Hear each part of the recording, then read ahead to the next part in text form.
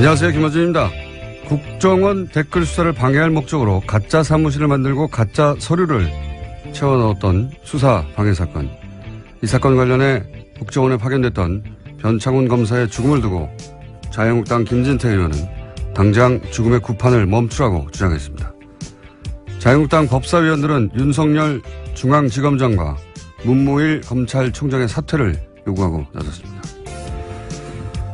그래요? 변 검사를 죽음에 이르게 한 절대적 책임은 박근혜 정부 탄생의 정당성을 뒤흔들 댓글 수사를 방해하기 위해서 가짜 사무실 공작을 지시한 정치 세력에게 있는 겁니다. 그 세력이 누굽니까? 범죄를 은폐하기 위해서 영화 세트처럼 가짜 사무실을 만든 공작이 언제 누구에 의해 이루어졌나? 박근혜 정부 임기 초 박근혜 전 대통령이 임명한 남재준 국정원장의 국정원에서 자행된 겁니다. 변 검사 죽음의 억울함을 그나마 풀어주려면 수사를 멈추고 검찰 수뇌부가 사퇴할 것이 아니라 오히려 멀쩡한 검사를 그런 말도 안 되는 공작에 동원했던 자들을 단 한 사람도 빼지 않고 모조리 차단해서 모두 엄벌에 처해야 하는 겁니다. 수사를 멈추란요. 턱도 없는 소리입니다. 김어준 생각이었습니다.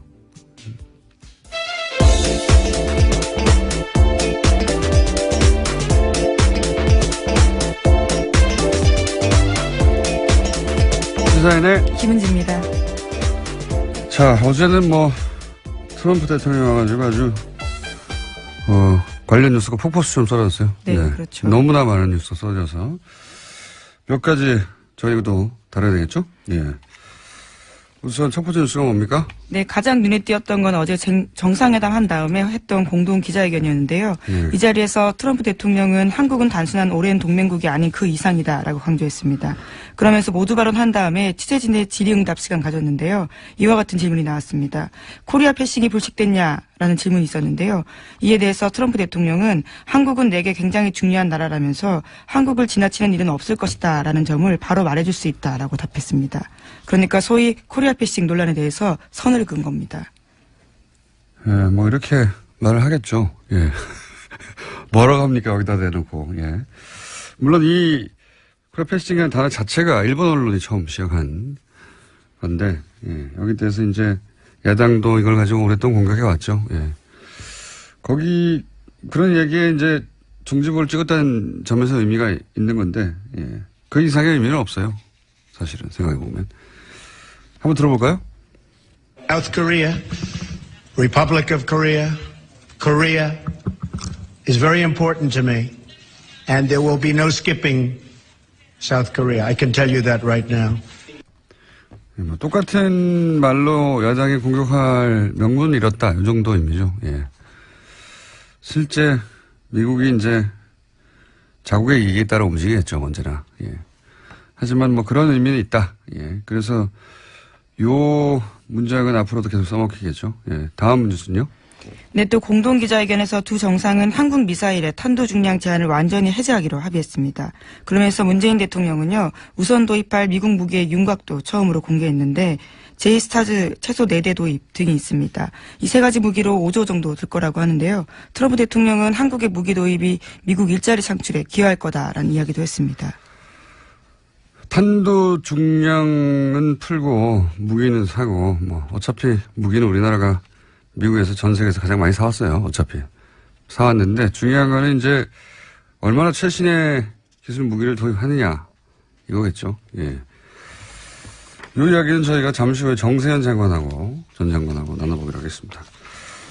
자, 다음 뉴스는요? 네, 또 계속해서 트럼프 대통령은 어제 한국 FTA가 미국이 좋은 협상이 아니었다라는 이야기도 했는데요. 이와 관련해서 문재인 대통령은 관련 협의를 신속하게 추진하겠다고 밝혔습니다. 미국 통상당국은 조만간 본격화될 개정 협상에서도 압박 수위를 높일 것으로 보입니다.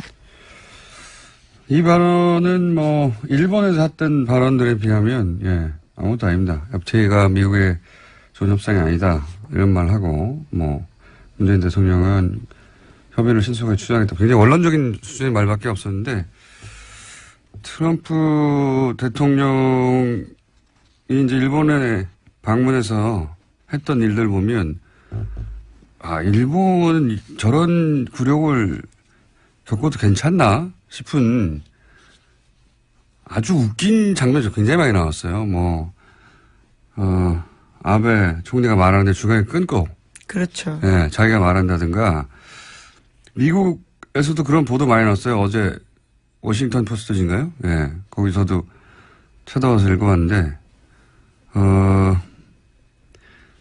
아베가 트럼프에게 얼마나 잘 보이고 노력하는데 트럼프가 아베를 얼마나 막 취급하는가.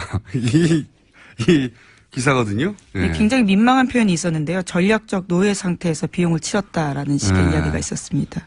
스트래티직 서브튜드. 예. 네, 전략적 노예 상태요. 네. 발음이 됐나요? 네. 예. 예속 상태. 예. 고급 단행이긴 한데 결국 맞아요. 딸랑이다. 이런 얘기거든요. 예. 예. 충실한 조수 역할을 했다. 이런 식의 평가들이 아주 많았습니다. 그런 예를 드는 걸로 기사 가득 찼어요. 읽어보면 예를 들어서 아베는 미일 간 정상회담에서 역대 가장 가까운 사이다. 이런 식으로 표현하면 트럼프는 거기에 보조를 맞춰줄 생각이 없는 것처럼 부른다. 예를 들어서 굉장히 많은 예가 있는데 재밌는 예 중에 하나가 골프를 같이 쳤잖아요. 예. 골프에서도 웃긴 장면 나왔었는데 골프를 같이 쳤는데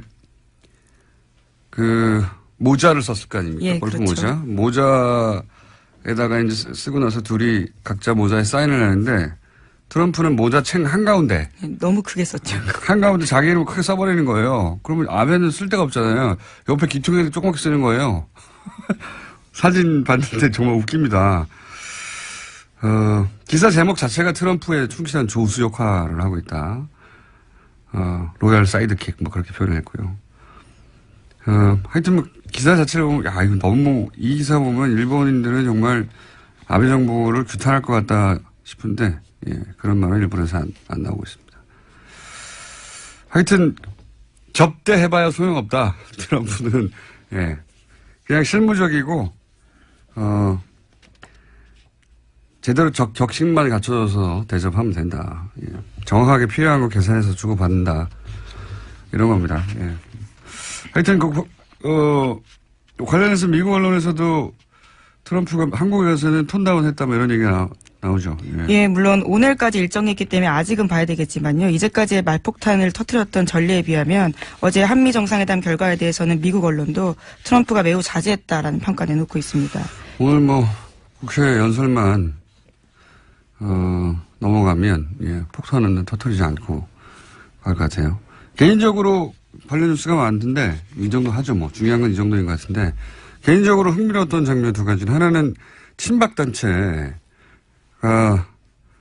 트럼프 방문에 한미 정상회담에 기여했어요. 성조기와 태극기를 같이 흔들었죠. 예, 박근혜를 외쳤다고 하긴 하는데 어차피 트럼프 한국말 모르니까 자기가 환영한 줄 알겠죠. 굉장히 기이한 방식으로 한미 정상회담을 친박단체가 도왔다. 두 번째 제가 흥미로웠던 장면은 기사를 보다가 왜 박효신 씨의 야생화인가 이거 궁금하지 않으셨어요? 예, 환영 만찬에 불렀던 노래죠. 그래서 제가 기사를 찾아봤더니 어려운 상황에서 양국 관계를 아름답게 발전시키자 그런 의미를 담았다는 거예요. 이게 무슨 소린가. 개뿔 이런 생각이 들어서 제가 정화대 관계자한테 연락해가지고 이게 무슨 소리냐 왜냐 그랬더니 바쁘다고 딸랑 얘기한 게 가사를 음미하면 알 수 있다는 거예요. 그래서 음미를 해봐야 되고요. 북핵과 한미 외교가 걸린 중요한 가사거든요. 그래서 제가 가사를 음미하고 잠시 저희 해석을 제가 이게 첫 가사가 이거예요. 하얗게 피어난 오름꽃 하나가 얼음꽃 하나가 달가운 바람에 얼굴을 내밀어. 무슨 뜻인 것 같습니까? 제가 이렇게 쭉 음미를 하다 보니까 한 몇십 번 들었거든요. 그렇게까지 공을 들여서. 왜냐하면 이게 중요한 노래라고 하니까 가사를 음미하면. 하얗게 백인입니다. 트럼프예요.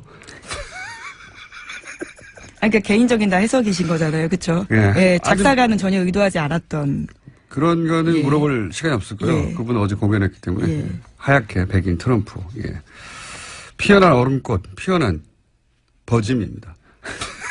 겨울에 하얗게 핀 버짐. 낮은 지질 북핵 문제, 피부 트러블이 생긴 거죠. 그 다음에 이제 달이 뭡니까? 문재인 대통령 아닙니까? 별명? 예. 의문의 여지가 없죠, 가운. 의사들이 입는 옷이죠, 가운. 너무 심하신 것 같은데요, 지금. 거기에 그렇게. 그래서 문재인 대통령이 가운을 입자 버짐 치료를 해서 얼굴을 내밀어. 예. 정확한 해석을 해보고요. 다음, 그래서 좀 하다가, 또 있네. 청와대 관계자가 당황할 것 같습니다. 이렇게 해석하시고. 한 줄기 햇살에 몸을 녹이다. 그렇게 너는 또 한번 내게 온다. 예. 햇살, 이거 햇볕 정책이죠? 작사가가 전혀 동의하지 않은 해석이라고 여러 차례 말씀드려야 될 것 햇볕 정책 같은데요. 때문에 문재인에게 온다. 이런 얘기죠. 그리고 뭐, 사랑의 피고, 타버리는 불꽃, 뭐 이런 거. 타버리는 불꽃. 이건 뭐, 문자 그대로입니다. Fire and Fury. 네, 화염과 불꽃에 대해서 이야기했습니다. 꺼지는 거죠. Fire and Fury가 여기 와가지고. 예. 나머지 가사 또 여러 가지가 있는데, 각자 해보시고요. 예. 굉장히 좀 어려운 대목이 하나 나와요. 요거만 제가 서비스 하나만 더 하면은, 메말라가는, 되게 잘했어요. 메말라가는 게 온몸이 타들어가고, 이게 좀 어려웠어요, 제가. 뭐냐면은, 발사체 입장을 표현한 겁니다, 발사체. 우리가 이제 탄도 중량 무제한으로 합의를 했잖아요. 그동안에 사거리가 짧아가지고, 예, 발사체들이 도달하지 못하고, 목적지에 꺼져버린 발사체의 애환, 이런 으로 표현한 거죠. 예.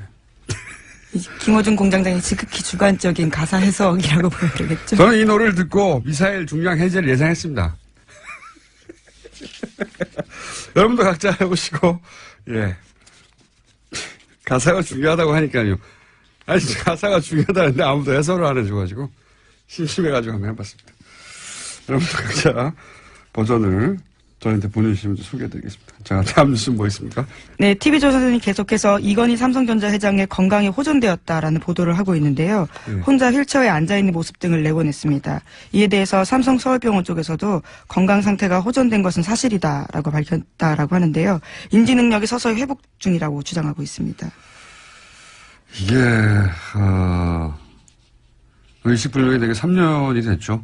예. 간간히 이런 뉴스가 나왔어요, 간간히. 예. 앞모습이 안 나옵니다.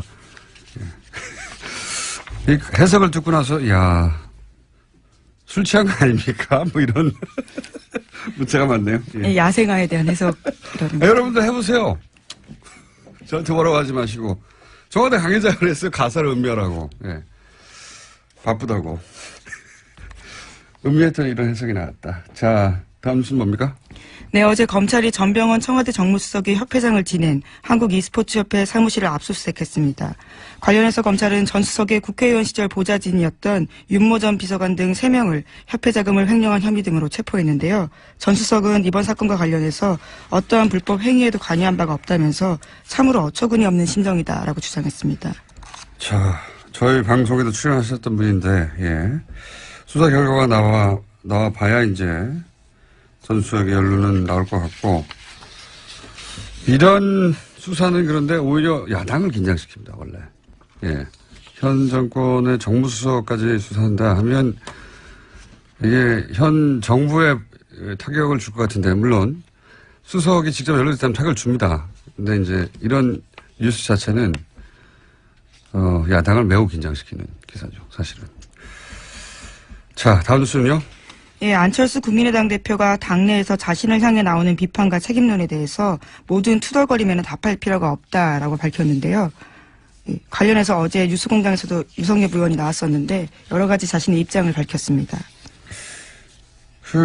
어제 만찬에 초대됐던 정당의 대표들 중에 두 분이 못 가죠? 예. 네, 주호영 원내대표랑요, 또 안철수 국민의당 대표가 각각 무슨 이유죠? 하나는 예, 안철수 대표 같은 경우는 지금 외국에 예. 있었고요. 안철수 대표는 일정 통보를 늦게 받았다 뭐 그런 얘기였던 것 같아요, 그죠? 예. 네. 안철수 대표는 그리고 이제 도착하자마자 수도권 3중 방어망 뭐 이런 얘기 했죠. 그래서 제가 아마 이스라엘 아이언돔을 의미하는 것 같은데 저 국제 분쟁에 관심이 많아서 이 아이언돔에 대해서는 좀 알거든요. 그래서 이제 그럼 아이언돔 알아보러 갔나 보다 하고 일정을 찾아봤더니 에어로스페이스 인더스트리 회사를 갔어요. 예. 여기는 아이언돔 개발사가 아닙니다. 아이언돔은 라파엘이라는 회사에서 개발했고요. 예, 에어로스페이스는 입찰 경쟁에서 라파엘에서 졌어요. 예. 개발은 라파엘이 했다는 걸 좀 알려드리고요. 그리고 아이언돔 자체가 사실은 가자지구 하마스가 쏘는 단가가 몇십만 원짜리 집에서 조잡하게 만든 로켓을 상대하는 거거든요. 예, 탄도탄 상대하는 게 아니고 우리한테 안 맞습니다. 그리고 그 조잡한 로켓도 아이언돔이 제대로 방어를 못했다고 이스라엘 내에서 양심선언 같은 거 많았어요. 모티 셰퍼 뭐 이런 과학자가 라파엘에 근무하던 과학자거든요. 작동 안 한다고. 예. 미국 MIT 유명한 푸스덜 교수도 아이언돔 작동 안 한다고 비판했었죠. 예. 저희랑 인터뷰 한번 했었는데 푸스덜 교수 한번 인터뷰해야겠네요. 아이언돔 작동하는가. 약간 두 양반이 못 갔다. 예, 예. 그런 경우가 그렇게 뭐 많지 않거든요. 정당의 대표가 미국 대통령 정도 방문하면 만찬에 거의 100% 참석하는데 두 분이나 못 갔어요. 예, 특이한 경우입니다. 자, 다음 뉴스는요. 네, 지난해 미국 대선 당시 트럼프 캠프와 러시아 간 내통 의혹을 수사하고 있는 로버트 뮬러 특검이요. 이번에 최소 9명 정도를 집중적으로 조사하고 있다고 워싱턴 포스트가 보도했습니다. 여기에는 도널드 트럼프 주니어, 또 사위인 제널드 큐시너 백악관 선임 고문 같은 사람들의 이름이 올라가 있습니다. 이거는 트럼프 대통령을 굉장히 긴장시킬 것 같습니다. 왜냐하면 여기 큰아들하고 첫 번째 사위가 연루됐잖아요. 예. 두 사람 다 지금, 청와대가 아니죠. 백악관에서 굉장히 중요한 역할을 맡고 있고, 게다가, 또 포함된 사람이 트럼프 그룹, 자기 회사죠. 그렇죠. 최측근이라고 할 수 있는 사람들입니다. 트럼프 그룹의 부회장이었던 변호사 있거든요. 마이클 코언, 예. 그거 어떻게 딱딱 말해줍니까? 네. 하여튼 자기 측근 인사들이 이제 대거 포함돼요. 여기서 가족들이나 부회장이 또 연루된 걸로 나오면 이건 이제 전국이 어떻게 될지 모릅니다. 이거 최순실 게이트가 그랬듯이 주변부로부터 다가오는 건데 미국 특검 안 봐주거든요. 예, 어떻게 될지 그런 뉴스도 나왔습니다. 자. 오늘 여기까지 해야 되겠습니다. 사인의 김은지였습니다. 감사합니다. 어제 있었던 한미 정상회담, 네, 그 의미 짚어보겠습니다. 정세현 전 통일부 장관님 전화 연결됐습니다. 안녕하세요, 가치원 장관님. 예, 안녕하세요. 자, 요즘 이렇게 저희 섭외 잘 응해주셔서 대단히 감사합니다. 섭외 잘 응하지 않으면 까칠하고 자꾸 그러니까. 자, 한미 정상회담에 대해서 걱정을 많이 하셨었어요. 예, 트럼프가 워낙 노련한 장사꾼이라, 예. 일본에서, 여러 가지 얘기 듣고 와서 폭탄 발언하는 거 아니냐, 걱정 많이 하셨는데, 일단 이 정상회담이 뭐 짧긴 했습니다만 여러 가지 메시지 나왔으니까 총평을 해보시자면요. 정상회담 뭐 시간이 짧은 걸 가지고 시비를 거는 당도 있기는 있대요. 근데 예. 한미 간에는 뭐 그 우리 외교부와 저쪽의 국무부 또는 백악관과 청와대가 사전 조율을 할 수 있는 그런 관계이기 때문에 예. 사전 조율을 할 수 있는 관계이기 때문에 정상이 같이 만나서 얘기하는 시간이 꼭 길지 않아도 괜찮습니다. 미리 다 조율됐다. 예. 그렇죠. 시간은 중요한 게 아니었고. 예. 시간이 중요한 건 아니에요. 남북 정상은 좀 달라요. 완전히 그건 정상이 직접 협상을 해야 되니까. 근데 이번에 총평을 한다면은 절반의 성공 이상은 좀 된 것 같아요. 아, 그렇게 보십니까? 예. 굉장히 까칠하게 평가하시는 분인데 문재인 정부에 대해서도 뭐 대북 정책에 대해서 여러 가지 지적하셨는데 요 정상회담은 절반 이상은 성과를 얻었다 이렇게 보십니까? 어떤 부분에서 그렇습니까? 물론 이제 수십억 달러의 무기를 사주기로 한 것은 뭐 사실인 것 같습니다. 예. 트럼프 대통령이 이렇게 터뜨려버려서 네. 알게 됐지만은 사실은 같지만 이번 정상회담에서 공동 기자회견이나 이런 데서 나오는 용어들을 좀 보면은 예. 그동안에 대미 일변도 외교에서 좀 벗어난 거 아니냐 하는 생각을 합니다. 어떤 점에서 그렇습니까? 균형 외교는 아니다 하는 얘기를 이제 뭐 길게 설명했지만 네. 뒤에 가면은 외교의 지평을 넓힌다는 표현을 썼어요. 그렇죠. 예. 그 지평을 넓힌다는 얘기를 했는데 그거는 대미일변도역에서 좀 벗어나가지고 중국과의 관계도 또 러시아의 관계도 또는 뭐 동북아 국가들과의 관계를 좀 더 활성화시켜 나간다는 그런 뜻으로 해석을 해야 될 것 같고 그거는 그 31일 날 있었나요? 30인가 31인가 우리 외교부 장관이 국회 국정감사에서 답변할 때 그 산불 얘기하지 않았어요? 네네. 예. 사드 추가 배치하지 않겠다. MD 체제. MD 체제 편입하지 않는다. 예. 그다음에 한미일 그 관계를 군사 동맹 관계로 발전시키지 않는다는 산불을 얘기했는데. 일본과는 군사 동맹 없다. 예. 그렇죠. 예. 그거를 그 30일 날 외교부 장관의 국회 답변하고 이번에 공동 기자회견에서 나온 균형 외교 이걸 연결시켜 보면은 사실상 균형 외교가 아니라 외교 지평 확대. 예. 사실상 미국과 중국 사이에 등거리 외교로 나갈 수 있는 어떤 도약되는 말을 한 것이 아닌가. 그래서 제가 이번에 점수를 좀 잘 줘야 된다는 생각을 하고 있습니다. 항상 그런 말씀하셨죠. 그렇게 한미 외교에만 집중하면 안 된다고. 예. 예. 그런데 이제 그 메시지 속에 그런 기미가 보였다 이렇게 판단하시는 거군요. 예. 예. 그 대통령의 메시지는 미리 준비된 거니까, 예. 그렇게 준비됐다면 아마 그런 외교 정책 방향이 그렇게 수립된 걸로 보인다 이렇게 평가하시는 것 같고 그 연결해서 생각해 보면 오늘인가요 내일인가요 문 대통령이 바로 동남아로 떠나지 않습니까? 예, 베트남에서 열리는 국제 회의 때문에 예. 동남아 3국 뭐 인도네시아하고 간다고 하는데 그것도 연결해서 생각해 볼 수 있는 얘기입니까? 그러니까 외교 지평을 확대하겠다 하는 것도. 그쪽은 그게 안보와 관련해서는 크게 직접 관련되는 건 없고 이제 경제 쪽으로는 의미가 있죠. 그렇군요. 그런 의미가 있죠. 자, 이건 어떻습니까? 이제 무기 수입은 사실 우리가 항상 해오긴 해왔는데 예. 그 액수도 뭐 이미 세계 1위를 뭐 기록하기도 하고 근데 이제 무기 수입 자체야 해왔는데 중요한 건 그 무기가 정말 우리가 원했던 무기를 수입하지 못했던 경우가 많지 않습니까? 첨단 무기를 안 준다든가. 예. 이번에는 어떻게 보십니까? 뭐 정찰기를 사는 것 같고 예. 핵잠수함을 도입하는 것 같은데 예.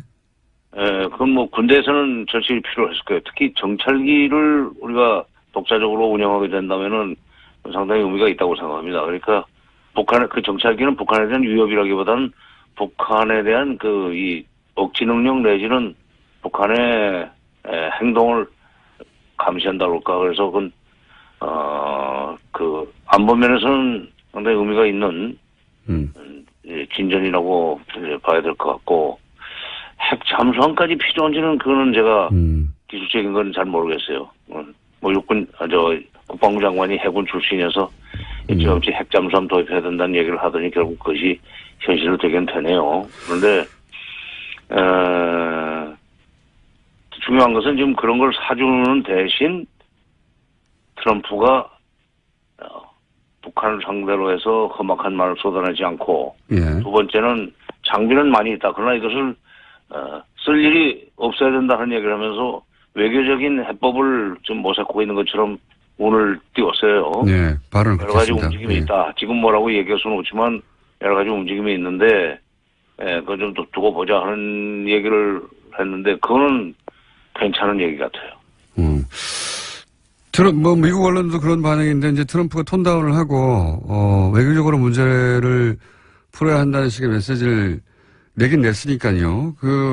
거꾸로 이제 장관님이 걱정하셨던 거는 거꾸로 여기 와서 더 강성 발언을 쏟아낼까봐 일본을 거치고 와서 그런 걱정을 하셨는데 다행히 아직까지는 없습니다. 국회에서는 뭐라고 할지 모르겠는데. 네, 그러니까 제가 그동안에 이런 기회가 있을 때마다 얘기했던 거는 험악한 말을 쏟아낸 건 그만큼 공포 분위기를 조성해서 무기를 좀 팔려고 하는 거다 하는 분석을 하지 않았어요? 네. 일본에서도 무기를 많이 사줬습니다.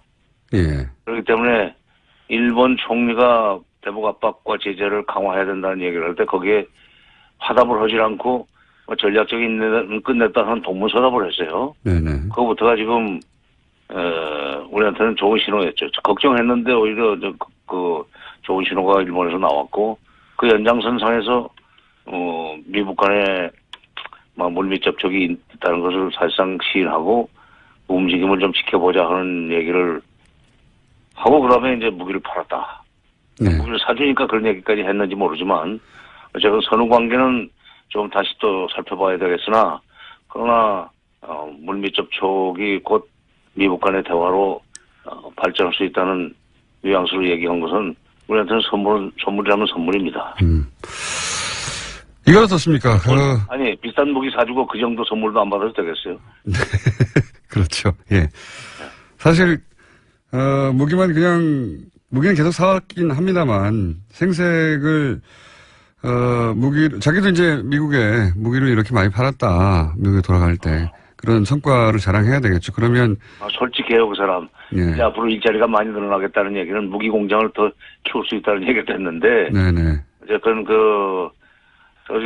그런 사람들, 그러니까 백인의 노동자들이 그 트럼프의 지지 세력 아닙니까? 그 사람들을 그렇죠. 의식하고 한 발언이에요. 그렇겠죠. 그리고 무기는 그렇다고 치고 그러면 우리가 얻어낼 게 뭐였냐? 이게 이제 소위 대화 관련 발언들 그리고 이제 강성방을 늘어뜨리고 북한과 외교적으로 해결하겠다 이런 걸 얻어낸 거라고 보는데 또 한 가지가 거론되는 게 코리아 패싱에 대한 끊임없는 얘기가 나왔었는데 예, 이 얘기를 적어도 그 회담에서는 없다고 선언한 것은 어떤 효과가 있을까요? 글쎄 면전에서 그 코리아 패싱 하겠다고 얘기하겠습니까? 저도 그렇게 생각합니다. 네. 아니 나중에 헐망정 그렇게는 안 하죠. 예. 아니 코리아 패싱이라는 건 그리고 우리가 잘못해가지고 코리아 패싱 당하는 거기 때문에 예. 앞으로 한미 관계, 한중 관계 또는 남북 관계를 잘 꾸려 나가면은 코리아 패싱은 안 일어나죠. 그러니까 코리아 패싱은 우리 하기 나름입니다. 예. 그리고 이제 우리를 제끼고 할 수만은 없어요. 우리가 잘 감시를 하고 남북 관계를 잘 관리해 나가면은 코리아 패싱은 안 일어나죠. 국내 정치적 효과 정도는 있겠다. 저도 그렇게 생각합니다. 네. 야당에서 계속 공격하던 것에 대해서 트럼프 대통령이 했던 말들을 틀어주면서 이제 더 이상 그런 말 하지 말라고 하는 국내 정치적 효과는 있겠지만 정말로 미국이 그런 마음 먹고 하게 되면 막을 길은 없죠. 예. 이건 어떻습니까? 코리아 패싱을 사전에 알려주고 하는 법이 어디 있어요? 그러면 코리아 패싱이 아니기 때문에. 그렇죠. 예. 그런 일이 일어나지 않도록 하는 게 우리 외교력이다. 네. 이건 어떻습니까? 탄도 중량 제한. 이건 예전부터 우리 정권이, 우리 정부가 원해왔던 거 아닙니까? 보수지 가릴 것 없이. 그래도 단 공짜 아니라고 생각해요. 예. 무기를 많이 사준 대신 이 정도는 얻어냈어. 무기 사는 얘기니까. 그다음에 기술 제공 문제이기 때문에. 예. 공짜는 아니지만은, 보수 쪽에서 그런 것을, 좀 늘리게 되면은 안심이 된다고, 그동안 많이 주장을 해왔었는데, 그래서 우리 국내에 또 보수를 끌어안으면서 문재인 정부가 좀 더 전향적인 대북 정책이라든가 북핵 정책을 추진해 나갈 수 있는 기반은 될 겁니다. 그래서 일을 하려면 돈 써야죠. 돈 들어가는 거예요, 그것도. 예. 일하려면 돈 써야죠. 아주 간단하게 정리해 주셨는데. 예. 아니, 자식을 키우려면은 쓸 돈 안 쓸 돈 다 쓰면서 키우는 거 아니에요. 그러니까 나라를 운영하려면은, 더구나 외교하려면 쓸 돈 안 쓸 돈 써가면서, 한 걸음씩 앞으로 나가는 건데, 그렇게 탄도 중량 늘리는 것도 무기 구매 또는 기술 지원 차원에서 이해를 해야 되는 거고, 그렇게 해가면서 외교에서 조금 독자성이라고 그럴까, 대미 의존성을 탈피할 수 있다면, 장사로 치면 남는 장사죠. 손해는 안 봤어요. 손해는 안 보셨다고 중평을 하시는 거군요. 예. 예. 나도 이제 좋은 말 해줘야지. 너무 바크게 하니까 섭섭하다고 그래서 안 돼요. 아니, 근데 일부러 그런 건 아니고, 이번 잘했어요. 예. 알겠습니다. 장관님이 잘했다고 하시니까 평상시에 쓴소리 많이 하시다가. 이번 정상회담은 나쁘지 않았나 봅니다. 마지막으로 한 가지만 여쭤보면 지금 이제 뭐 북한과 우리 정부도 비공식 접촉이 있었다고 하고 지금 미국도 접촉이 있다고 얘기하고 있는데 이 물꼬가 언제쯤 트일까요? 어떻게 보십니까? 그동안 오랜 경험으로 보실 때. 그래서 이제 그 미중 정상회담까지 지켜보고 나서 전망을 해야 되겠지만 예. 아마도 이 평창 올림픽 문제를 가지고 남북이 좀 만나야 될 거예요. 평창. 예, 예. 그러면 2월이지만 그 사전 준비하려면 얼마 시간이 없습니다. 네네. 특히 처음에 문재인 대통령은 좀 단일팀을 구성하자는 얘기를 했지만 그건 현실적으로 조금 어려울 거예요. 선수들이 별로 안 좋아합니다. 단일팀은. 네. 자기가 나갈 수 있는 찬스가 그만큼 줄어드니까. 그러나 분산 개최 내용상 분산 개최고 공동 개최는 가능할 거예요. 그래서 제가 저희 얘기는 건네볼 수 있지 않는 그 생각을 하고 있는 것이 뭐냐면 지금 김정은 시대에 돌아서 김정은이 작심을 하고 개발한 것이 마식령 스키장입니다. 어허. 예. 그 비행장도 만들었어요. 갈마 비행장이라고 원산 쪽이죠. 그러니까 우리가 그 평창 올림픽을 위해서 뭐 용평 쪽에다 스키장을 크게 건설한 것은 아깝지는 하지만 예. 그쪽에서 경기 일부를 하는 식으로 해서 공동 개최 형식으로 하면은 북한이 상당히 매력적으로 생각하고 대화를 시작할 수 있지 않겠는가. 그래서 그걸로 알겠습니다. 화두를 열어놓고 그다음에 설계기 이산가족 상봉을 위한 적자회담은 다시 한번 건네볼 필요가 있지 않나 하는 생각이 드네요. 알겠습니다. 오늘 여기까지 듣겠고요. 예. 평창 올림픽을 잘 활용해야 된다는 얘기는 다시 한번 저희가 연결해서 자세히 들어보도록 하겠습니다. 오늘은 여기까지 하겠습니다. 감사합니다. 예. 지금까지 정세현 전 통일부 장관이었습니다. 바른정당 소속 의원 9명이 오늘 탈당계를 제출합니다. 황영철 의원 연결해서 이야기 들어보겠습니다. 안녕하세요, 의원님. 예, 황영철입니다. 반갑습니다. 네. 이런 인터뷰는 항상 곤혹스럽시죠? 예. 네, 사실 그랬습니다. 또 어떻게 해요? 해야죠. 예. 저보고 하자는지 모르겠어요. 예. 예전부터 쭉 곤란한 인터뷰는, 저희하고 해오셨기 때문에. 네네. 사실, 여러 가지 이유를 표면적으로 되긴 됩니다만, 가장 중요한 이유가 뭡니까? 탈당하게 된. 뭐 가장 중요한 이유는 지역에서의 목소리라고 봐야죠. 보수 지지층의 목소리. 예. 뭐 무조건 합치라. 이게 지금, 보수 지지층의 목소리니까, 이 뜻에 따라서 이제 더 이상 분열된 모습으로 서로에게 삿대질하지 말고 하나로 뭉쳐서 색을 좀 만들어 봐라. 이런 뜻에 따라서 했다고 봐야죠. 물론 뭐 그 안에 또 지방선거에서의 우려도 포함되겠죠. 당연히. 뭐 여러 가지 이유가 있으신데 그것도 이유 중에 하나입니다. 이제 지방선거 준비하면서 예. 뭐 저희 지역만 보더라도 많은 좋은 입지자들이 바른정당 후보로 나설 생각이 없으세요. 그러니까 그런 현실적인 어려움도 반영이 됐다고 봐야죠. 그런데 이제 뭐 그런 이유들, 뭐 정치가 현실이기 때문에 지방선거도 준비해야 되고 또 이렇게 나눠줘가지고는 현실적으로 정부 여당을 견제하는 데도 한계가 있고 다 이해는 갑니다. 그런 부분들은. 네. 네. 그런데 이제 이전부터 쭉 탈당파, 네. 통합파, 뭐라고 보든 간, 아홉분들이 거의 비슷하게 말씀하셨던 것 중에 하나가 박근혜 전 대통령 제명만으로는 안 된다는 요구를 오랫동안 해오셨잖아요. 네. 그런데 지금 서청원 최경환 의원이 여전히 출당될 가능성 혹은 기미가 안 보이는데도, 네. 그러면 이게 내세웠던 명분하고는 다르지 않습니까? 요구했던 상황하고 다르고, 겨우 박근혜 전 대통령 사실상 정치적으로 이미 끝났는데, 네. 이 서청원 최경환 의원은 그러면 자유한국당 입당을 하신 다음에 출당을 위해서 같이 노력하는 겁니까? 어떻게 되는 겁니까? 일단 박근혜 대통령의 출당을 자유한국당에서 결정한 것에 대해서 굉장히 가볍게 보는 발언들이 나오고 있는데 평가가. 네. 저는 자유한국당 내 지금 정치정 속에서 박근혜 대통령 출당을 결단한 홍준표 대표의 노력은 높이 평가해야 된다고 보고 있어요. 대단히 힘든 결정을 내렸다고 보고 그걸로 인해서 지금 자유한국당 내에서 또 홍준표 대표가 굉장히 좀 어려움을 겪고 있지 않습니까? 이런 시점에서 우리가 함께하는 모습을 보이는 것이 자유한국당의 인적 쇄신이라든지 과거의 단절에 힘을 보태는 것이라고 생각하고요. 우리가 들어가서 해야 될 일은 참 많이 남아 있는 상태입니다.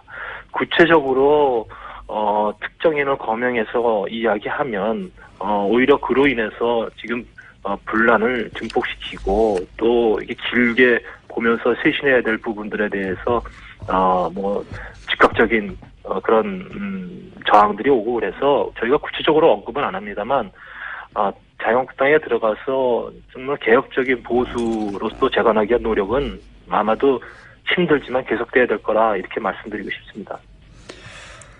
예를 들어서 서청원 최경환 출당 관련해서는 의총을 소집해야 되는데 이제 의총에 참석해서 이 두 사람의 철당을 위해서 이 9분들이 함께 노력한다 뭐 이런 공감대 같은 게 있습니까? 그런 말씀드리지 않아도 다들 아실 것 같은데요. 네. 말씀하셔야 합니다.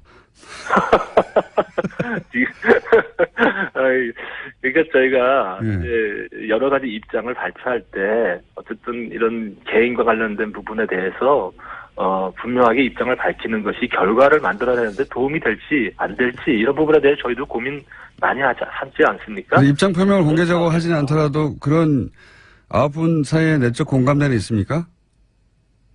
다 같은 마음이시라고 생각합니다. 예. 그게 가능할까요? 서청원 의원과 최경환 의원을 원내 의총을 통해 가지고 출당하는 것이? 구체적으로 말씀드리고 싶지 않아 하는 걸 계속 물어보시니까. 예. 사람들은 그런 게 궁금하거든요. 예.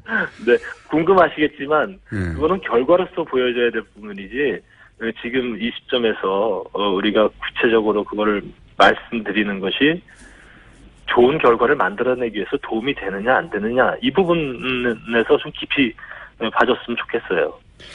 알겠습니다.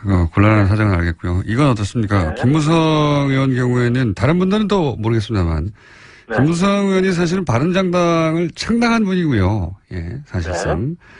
네.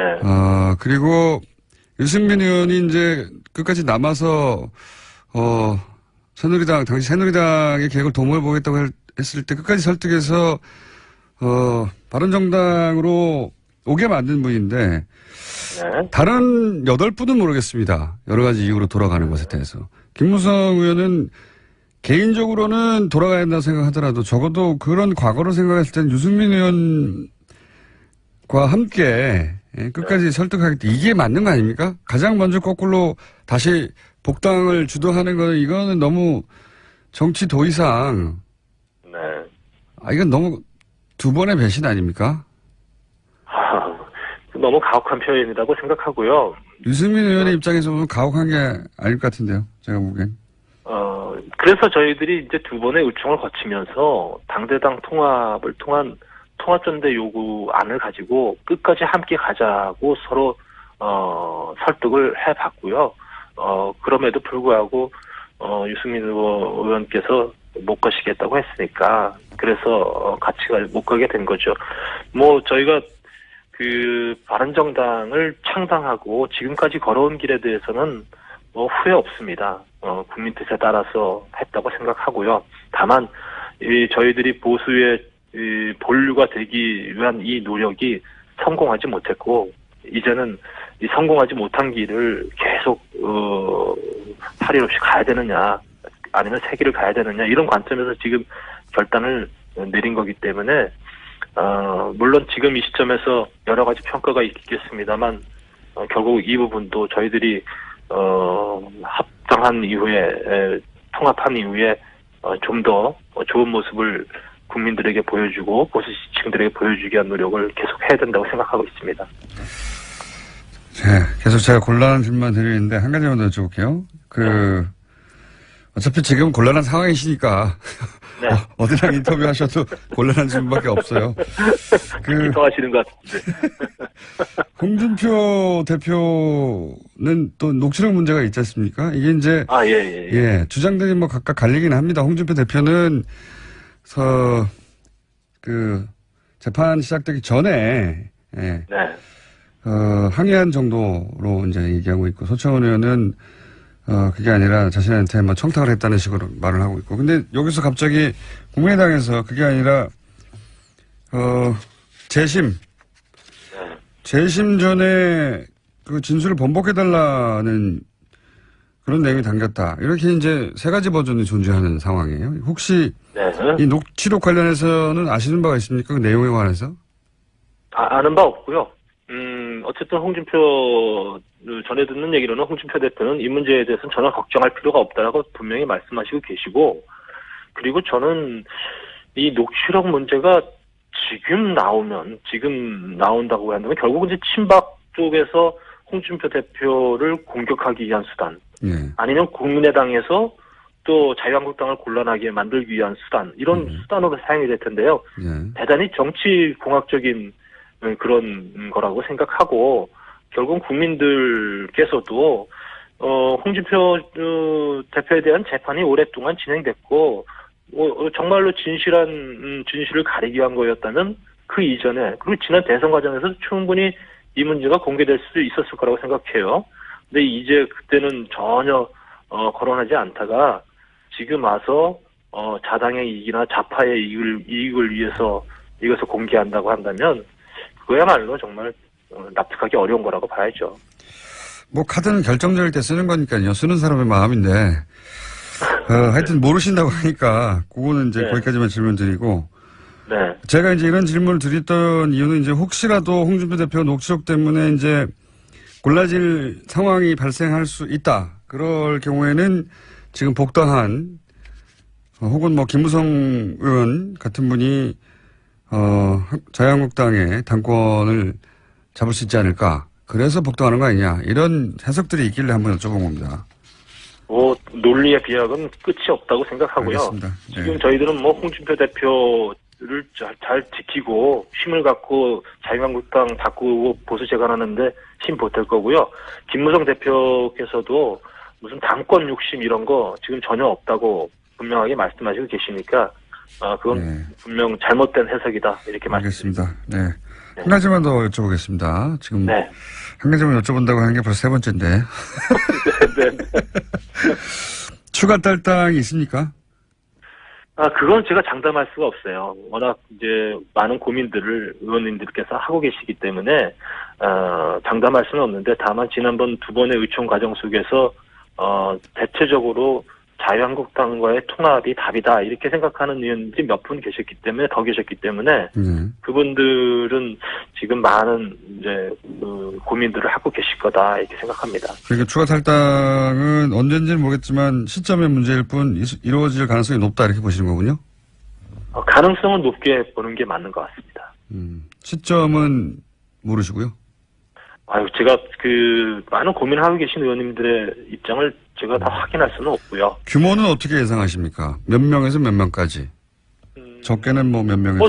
저희가 그날 의총 과정에서 확인은 바로는 자유한국당과의 당대당 통합을 하자고 예. 말씀해서 중립지대 의원님들이 5분 정도는 더 계시거든요. 5분. 네. 예. 네. 다 가능성 있는 분들이라고 보시는 거군요. 글쎄, 그것이 자유한국당과의 지금 상태에서 자유한국당의 입당의 결정을 내리는 그런 방향으로 갈지는 정확히는 제가 말씀드릴 수는 없고요. 다만 가능성은 높다 정도로 말씀드릴 수 있을 것 같습니다. 가능성은 높다. 연결한 김에 40초밖에 안 남았는데 예. 곤란한 질문일 텐데 현재 재판 어떻게 진행 중입니까? 의원님 정치자금법 관련해서? 진행 중이고요. 예. 저는 담담하게 제가 할 수 있는 소명 최선 다할 것이고요. 그리고 법적인 판단에 따라서 또 잘 따라야 되겠죠. 좋은 결과가 나올 수 있도록 최선을 다하고 있습니다. 알겠습니다. 자, 오늘은 전화 연결해서 가볍게 했고요. 네. 가벼운 거였고요. 저기 스튜디오에 한번 나와서 네. 하드 스파링 한번 하시죠. 네, 조만간. 네. 감사합니다. 감사합니다. 네, 지금까지 황영철 의원이었습니다.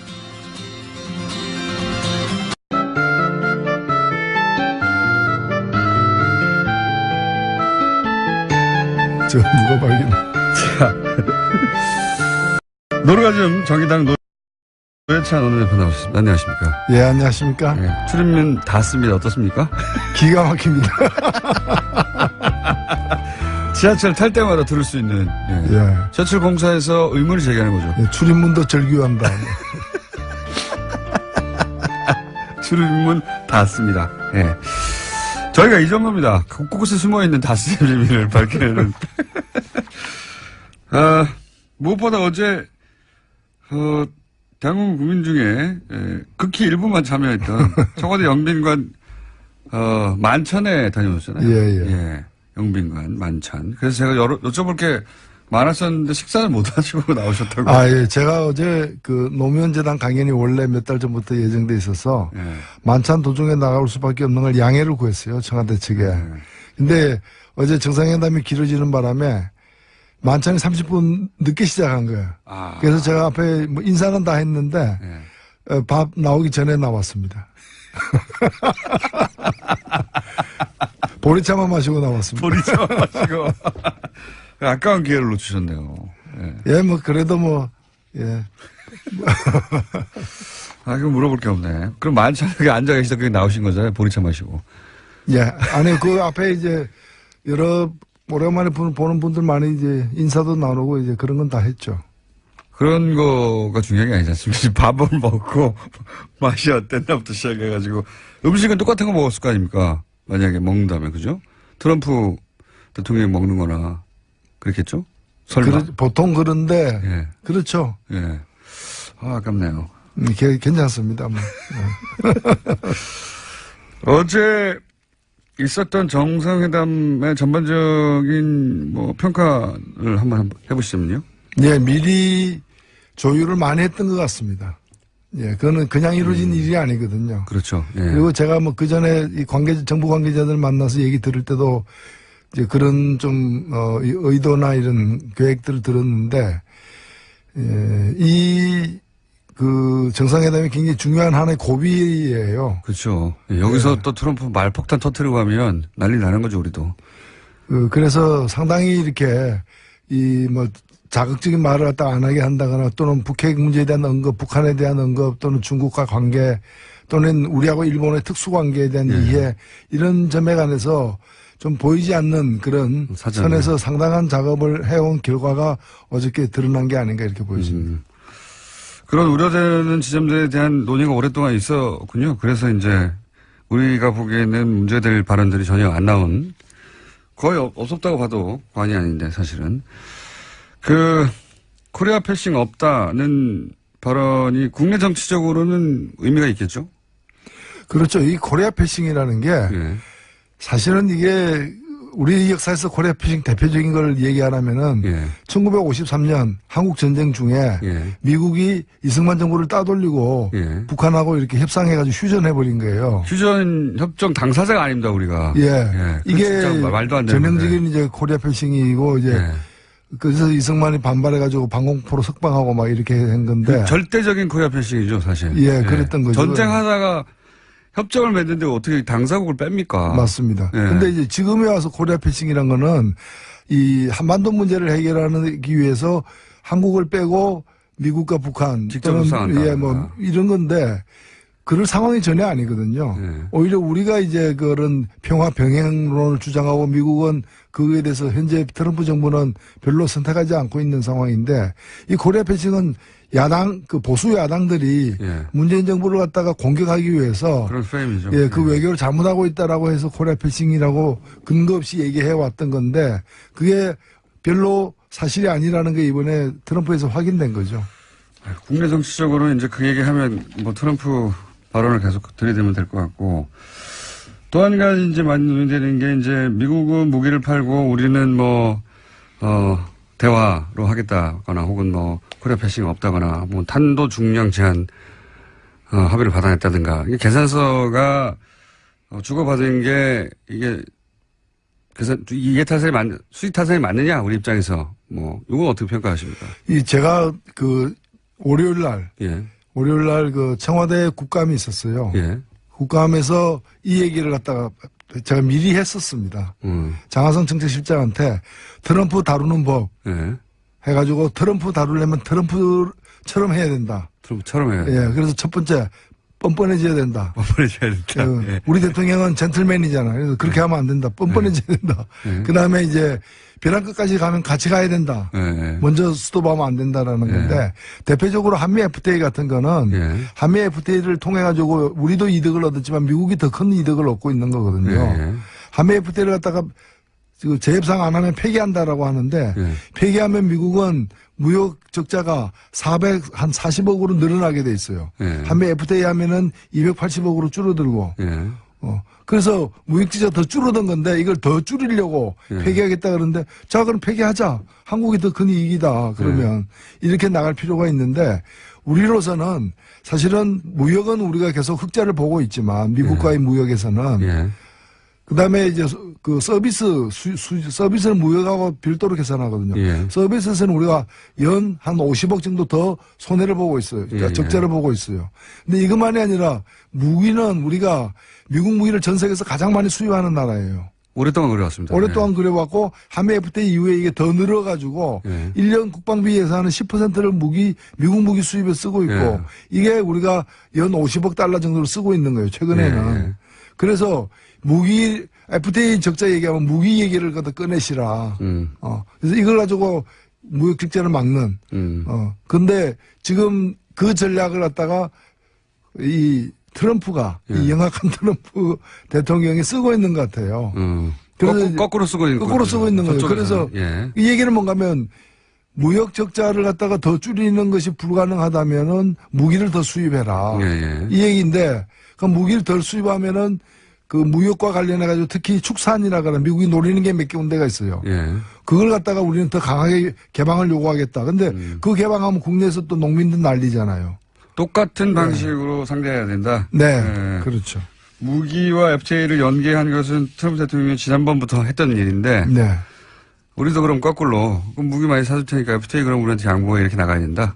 꼭 그런 건 아닌데 무기를 많이 사는 게 좋다고는 보는 건 아닙니다. 다만 그걸 들고 나오면 우리에게 필요한 무기들이 있죠. 이번에 예를 들면 그 정찰 자산 같은 거는 우리가 이제까지 미국이 우리한테 팔지 않았던 것이기도 그렇죠. 하고 우리가 굉장히 부족한 부분이고 그래서 그런 점에서는 저는 뭐 자주 국방을 위한 어떤 국방력 강화 차원에서도 필요한 대목이라고 봅니다. 알겠습니다. 그럼 종합적으로 판단해서는 성과는 뭐 아직 국회 연설이 나왔는데 그건 뭐 그 연설이니까요. 예. 지금 사실상 오늘 국회 연설까지도 사실 보긴 해야 되는데 예. 지난 일주일 전에 11월 1일 날 예. 대통령이 이제 국회 시정연설하러 와가지고 사전에 여야 대표들하고 간담회를 했어요. 예. 그때 아주 인상적인 얘기를 했는데 언론에는 보도가 안 됐더라고요. 예. 안 됐는데 그 내용이 뭔가면은 외교 문제와 관련해서 그동안에 이 야당들이 굉장히 많이 그 정부를 추궁했는데 예. 외교 문제는 시간이 필요한 게임이다. 예. 이번에 중국과의 어떤 이 사드 문제에 대한 대타협이 있었고, 예. 그 다음에 이 트럼프가 한국 방문하는 것, 이 두 가지 사건이 한 고비를 넘기게 되는 사건이 될 거다. 그래서 이제는 그동안에 이제 도대체 뭐 하냐, 특히 외교 안보란이 취약한 거 아니냐, 이런 추궁을 많이 받았는데, 이번에 결국에는 물밑 작업으로 사드를 원만하게 일단은 봉합을 했잖아요. 예. 그 다음에 뭐, 위태위태한 어떤 그런 길을 걷던 트럼프와 예. 관련해서도 아직은 확연하게 확인된 건 아니지만은 일정하게 예. 트럼프와 우리의 어떤 입장의 차이를 이제까지의 과정보다는 많이 좁혀내는. 예. 뭐, 제재는 강화하지만 대화의 노력도 계속 하겠다. 뭐 이런. 그렇죠. 이런 메시지가 나오긴 했습니다. 군사적 옵션의 가능성은 이제 그는 이론상으로만 존재를 하는 거고 현실에서 실질적으로 추진하고 있지 않다는 건 이번에 계속 확인되고 있는 과정이 아닙니까? 이런 것들이 좀 한 고비를 갖다가 이렇게 매듭을 짓게 되는 그런 국면이 아닌가 이렇게 보입니다. 알겠습니다. 굉장히 중요한 그런 점에서 보자면 굉장히 중요한 전개가 될 방한이었다고 평가를 하시는 건데 그런데 그 중요한 자리에 어제 주호영 원내대표하고 안철수 대표가 같은 대표급에서 보실 때 참석을 안 한 거에 대해서는 어떻게 보십니까 각각? 예, 조호영 대표는 뭐 참석할 뜻이 워낙 있었는데. 그 이제 당이 이제 쪼개지는 과정이어가지고 상당히 네. 선택이 애매해졌던. 예. 왔으면 욕을 먹었겠죠, 사실은. 네, 본인은 선의에서 참석하려고 했던 것 같고요. 네. 그래도 이제 국빈이 오는데 약속이기 때문에 가려고 했는데 그게 또 당내에서는 또 그걸 또 다르게 보는 시각도 있고 해서 거기서는 뭐. 좀 난처했던 것 그렇죠. 같습니다. 탈당한 사람이 어딜 가냐, 뭐 이렇게 얘기했겠죠. 예. 결국은 안 왔고. 안철 대표는 비행기표, 그러니까 비행기 시간 때문에, 그러니까 뭐 늦게 통보를 받아서 못 왔다라고 하던데. 그건 어떻게 보십니까? 글쎄요, 그렇게 정치인이 얘기하면 믿어야죠. 그럼 실제로는 일부러 안 왔다고 보세요? 글쎄요, 한쪽에서는 뭐 테크니컬 파울이 아닌가. 테크니컬 파울이 이렇게도 보는데. 테크니컬 파울. 근데 이제 정치는 일단 명분을 가지고 먹고 사는 직업이라서 예. 본인이 이제 명분 내세우면 그걸 일단 인정해 줄 필요는 있습니다. 믿지 않으시는 눈빛이네요. 테크니컬 파울. 자, 이런 건 어떻습니까? 지금 현재 바른정당, 자유한국당, 그리고 국민의당 모두, 지금 소용돌이 속에 있습니다. 우선 가장 먼저 바른정당 탈당 사태는, 어떻게 전개될까요, 앞으로? 종합적으로 볼 때. 추가 탈당은 있겠는가, 혹은 김무성 의원의 탈당을 어떻게 보시나 등등 기타. 어떻게 될 거라고 보십니까? 일단은 그림이. 명분이 본인들도 시인을 했더라고요. 명분이 없다.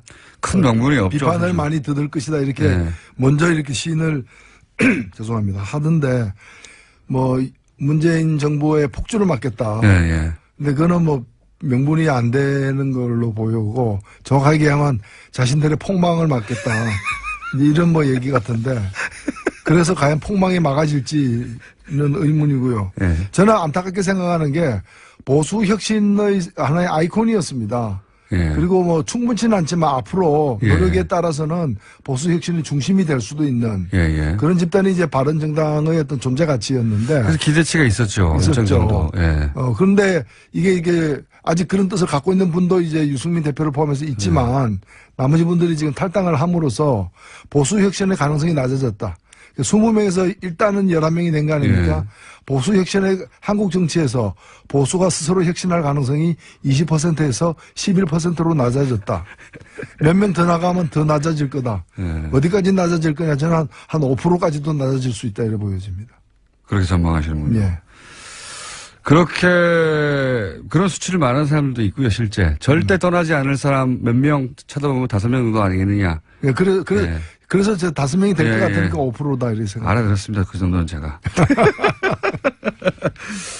김무성 의원의 탈당에 대해서는 사실은 보수 매체에서도 그런 기사들이 나와요. 김무성 의원은 탈당하다가 맨 마지막에 나오거나 아니면 끝까지 유승민 의원과 같이 해야 되는 거 아니냐. 본인이 유승민 의원을 끌고 나왔는데 이런 얘기 있지 않습니까? 어떻게 보십니까? 아니 본인이 직접 몇 차례 얘기한 것은 이제 명분은 없다. 그러나 지역에서 이렇게 지방선거에서 살아남아야 되는 그런 분들의 뜻이 일단은 가서 살자라는 것이고 그걸 거절하기 힘들다 이런 얘기 같습니다. 근데 이제 저는 이제 김무성 의원이 결국 유승민 의원을 마지막까지 남아있던 유승민 의원을 끌고 나온 당사자니까 적어도 유승민 의원에 대해서는 본인이 그랬던 사람으로서 최소한의 정치적 도의를 지켜서 같이 갔어야 되는 거 아니냐 이거죠. 다른 사람 8명을 보내더라도. 그게 물론 그렇게 이제 볼 수도 있는데 유승민 의원을 안 보는 거죠. 그러니까 노룩 컴백. 예, 노룩 탈당이죠. 그쪽을 안 보고 그냥 가는 거죠. 노룩. 그쪽을 보면 곤란해지니까 여러 가지로 미안하고. 그리고 국민들이 그한테 명분 없다는 얘기도 국민들을 쳐다보지 않는다는 거예요. 국민들을 보지 않고 노룩. 노룩 컴백. 홍준표 대표와 김무성 의원 둘 다 사실은 지금 현재 지분을 가진 지분이 어느 정도인지 모르겠습니다만 이제 두 분 다 이 두 분의 양립이 그 안에서 가능할까요? 일단은 뭐 친박 그 변수가 있는 한 네. 친박하고 같이 맞서야 된다는 점에서 당내 친박이 다 청산된 게 아니기 때문에 그 긴장이 앞으로도 계속될 것이고요. 뭐 그런 점에서는 또 같은 그 이렇게 이해관계 당분간은 예, 이해관계도 있는 거죠. 갈등 관계도 있고 이해관계 다 있는데 이제 같이 양립할 측면도 있다는 거죠. 당분간은 그럴 것이다. 그러면 서청원, 최경환 두 의원의 출당 문제를 가지고 힘을 합칠 수도 있다. 예, 뭐 출당이 그렇게 과연 쉬울지 불가능할 것이라는 얘기도 많이 하긴 하던데요. 의원총회에서는 예. 불가능할 것이고요. 예. 그다음에 정치적으로도 그 사람들 있어야 제1당도 노릴 수 있기 때문에 예, 숫자가 줄을 만드니까. 그 사람 빠지면 아마 제1당이 쉽지 않을 거예요. 그래서 지금, 아마 예. 거의 이렇게 실신 상태로 해가지고 데리고 있는 그런 뭐 그런 상황도 있을 수 있습니다. 실신 상태나 뭐 혼수 상태든. 어쨌든 계속 공격을 하되 네. 출당은 현실적으로도 어렵고 또 꼭 굳이 숫자를 줄여서 출당시킬 필요가 있겠냐. 자기 120명 넘어가야 되는 상황인데요. 그렇죠. 예. 122가 되려면 예. 그 두 명이 필수적이죠. 그래서 이제 현실적으로는 쫓아내지는 않을 것이다. 하지만 이제 힘을 줄이려고 계속 이렇게 공격을 할 것이다. 이 정도? 쫓아내는 모습을 계속 보일 것이다. 아, 쫓아내려고 하는 모습. 예. 그러면 남은 유승민 의원은 어떻게 그 앞으로 전망하십니까? 그 정치적 생명은? 예, 그거야 제가 어떻게 알겠습니까만은 저는 뭐 사적 필생이라고 봅니다. 그러니까 당장에 답이 있는 건 아닌데 당장에 답이 있으면 사적 필생도 아니죠, 사실은. 그런데 당장에 답이 없지만은 그 뭐 보수 혁신은 굉장히 중요한 가치이고 예. 또 필요한 어떤 노선이기 때문에 그 길을 뭐 어렵더라도 일단 견지하면서 그 후위를 또 도모해야 되는 거 아닌가 보여지고. 쉽지는 않아 보입니다. 예. 예. 다만 제가 안타깝게 생각하는 건 뭔가면은 그 특히 이제 안보관은 예. 혁신 보수가 갖춰야 될 어떤 안보관하고 예. 유승민 의원이 현재 견제하고 있는 이제까지 견제해 있는 안보관은 예. 저는 1차 그 바람직하지 않다고 봐요. 경제적 부분에서는 사실 상당히 진보적인 네. 뭐 개혁 보수라고 말해도 전혀 이상하지 않은 그런 따뜻한 보수를 주장하시는데 그게 이제 그렇게만 가면은 민주당하고도 차별성이 없고 그러다 보니 아마도 보수는 강하게 주장해야 된다 이런 의식이 있어서 그러신 건지 보수 그러니까 뭐 안보 정책 뭐 핵 저는 문제 이거는 뭐 예. 자유한국당과 아니 그 안보라는 것이 그렇게 너무 완고한 어떤 예. 그런 강경한 어떤 이 대북관이라거나 안보관이 과연 개혁 보수의 어떤 노선이 될 수 있는가에 대해서 의문이에요. 자유한국당과 차이가 없죠. 그 부분에 있어서는 예. 그렇죠. 핵 문제라든가 예. 뭐 전술에 가져야 된다고 또 얘기하고. 자, 그러면 국민의당은 어떻게 돼갈까요? 국민의당도 내부적으로 이제 안철수 친한과 이제 뭐 비한 반한 이 정도로 불릴 수 있는 세력이 이렇게 점점 서로 갈라지고 있는 것 같은데, 그죠? 예, 저희 국민의당이 어떤 특정한 어떤 이념이나 가치를 중심으로 모인 정치 세력이라기보다는 지난번 대통령 선거에서 문재인 후보를 거부하는 그리고 안철수 후보나 제3지대의 후보를 중심으로 모이고 싶은 사람들의 어떤 총연합군이었기 때문에 대선이 끝나면 이 당은 사실은 해산될 수밖에 없는 쪼개질 수밖에 없는 당인데 근데 이제 정치라는 게 하루아침에 또 어떻게 쪼개지고 이합집산하는 게 쉽지 않으니까 일단은 좀 표류하고 있는 상황이죠. 근데 안철수 대표가 이렇게 다시 그 당권을 잡음으로써 그 갈등을 이제 다음 대선까지는 어차피 표출될 수밖에 없는 그런 상황에서 지금 좀 빠르게 뭐가 나타나고 있는 것도 있는 거죠. 오히려 뭐랄까요, 호남 중진이라고 표현할까요? 유승열 의원 같은 분들에 대해서 나갈 테면 나가라 정도의 정확하게 그렇게 말은 하지 않았지만 그런 의미, 해석될 말을 하는 거 보면 오히려 그렇게, 호남 중진들이 나가주길 원하는 거 아닐까요, 지금? 그래, 그 자리를 또 바른정당으로 채운다든가 뭐 이런 식의 구상을 하는 거 아닐까요?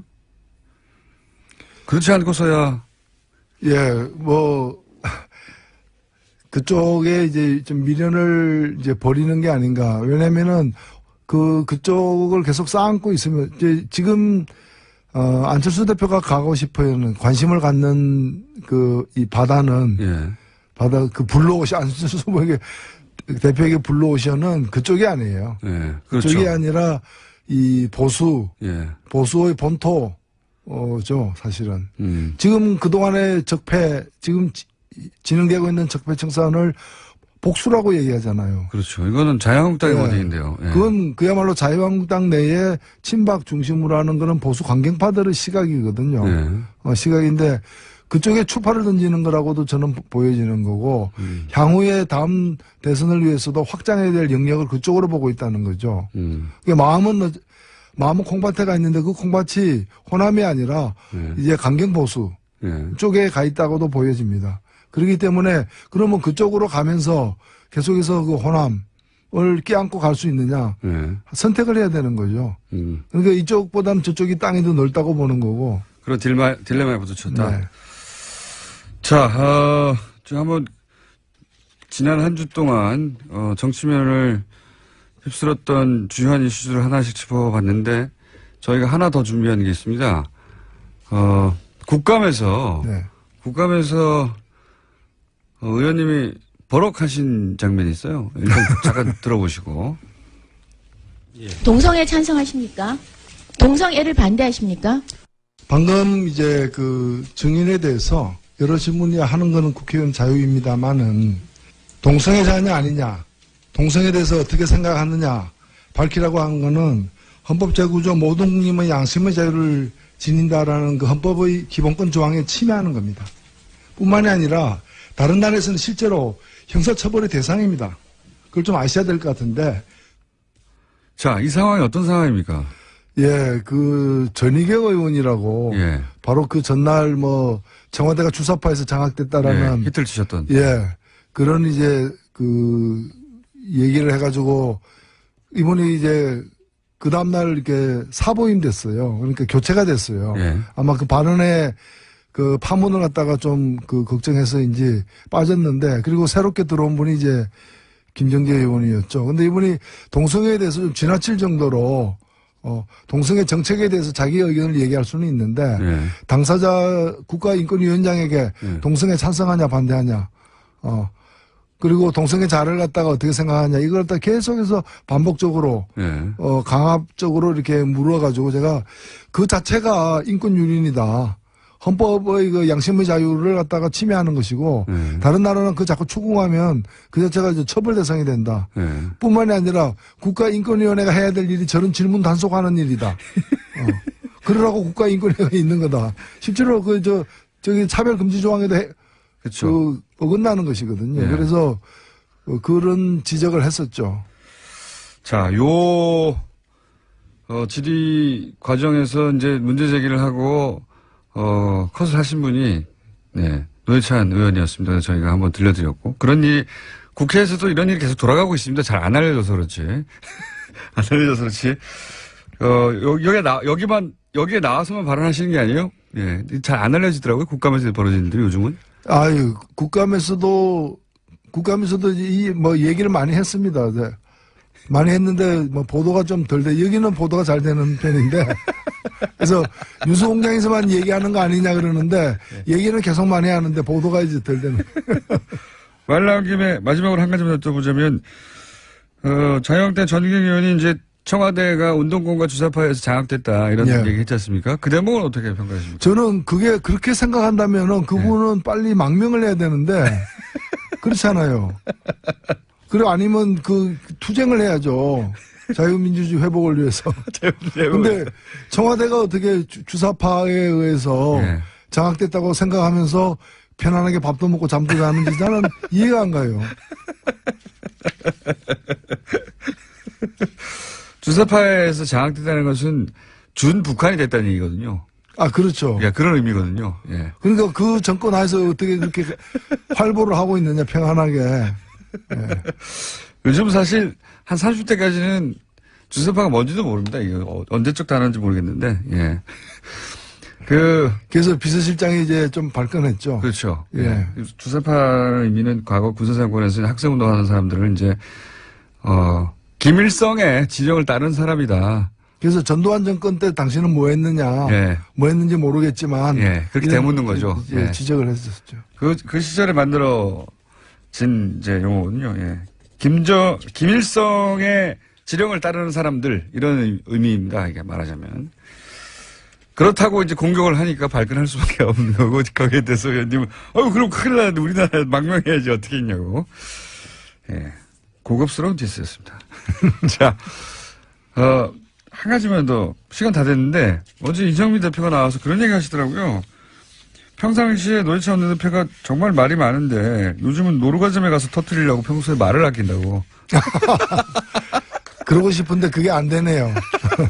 화요일 날 저녁에 JTBC 불러좀 거기 가서 또 얘기하니까. 꼭 화요일에 부르시더라고. 저 오늘 여기까지 하겠습니다. 지금까지 정의당 노회찬 대표였습니다. 감사합니다. 네, 고맙습니다. 불친절한 AS. 원래 취지는 이 프로그램에 불만을 보내라고 저희가, 예.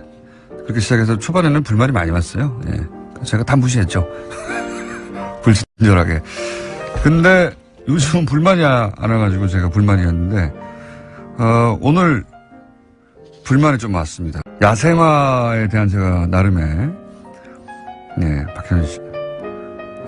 박효신 씨 했는데, 그쪽에서 청와대에서 가사를 의미하는 뜻을 안다고 해가지고, 근데 가사의 뜻을 말 안 해줘서 제가 해석을 했는데, 음악 해석이 감동적이라는 문자들도 좀 있었어요. 예.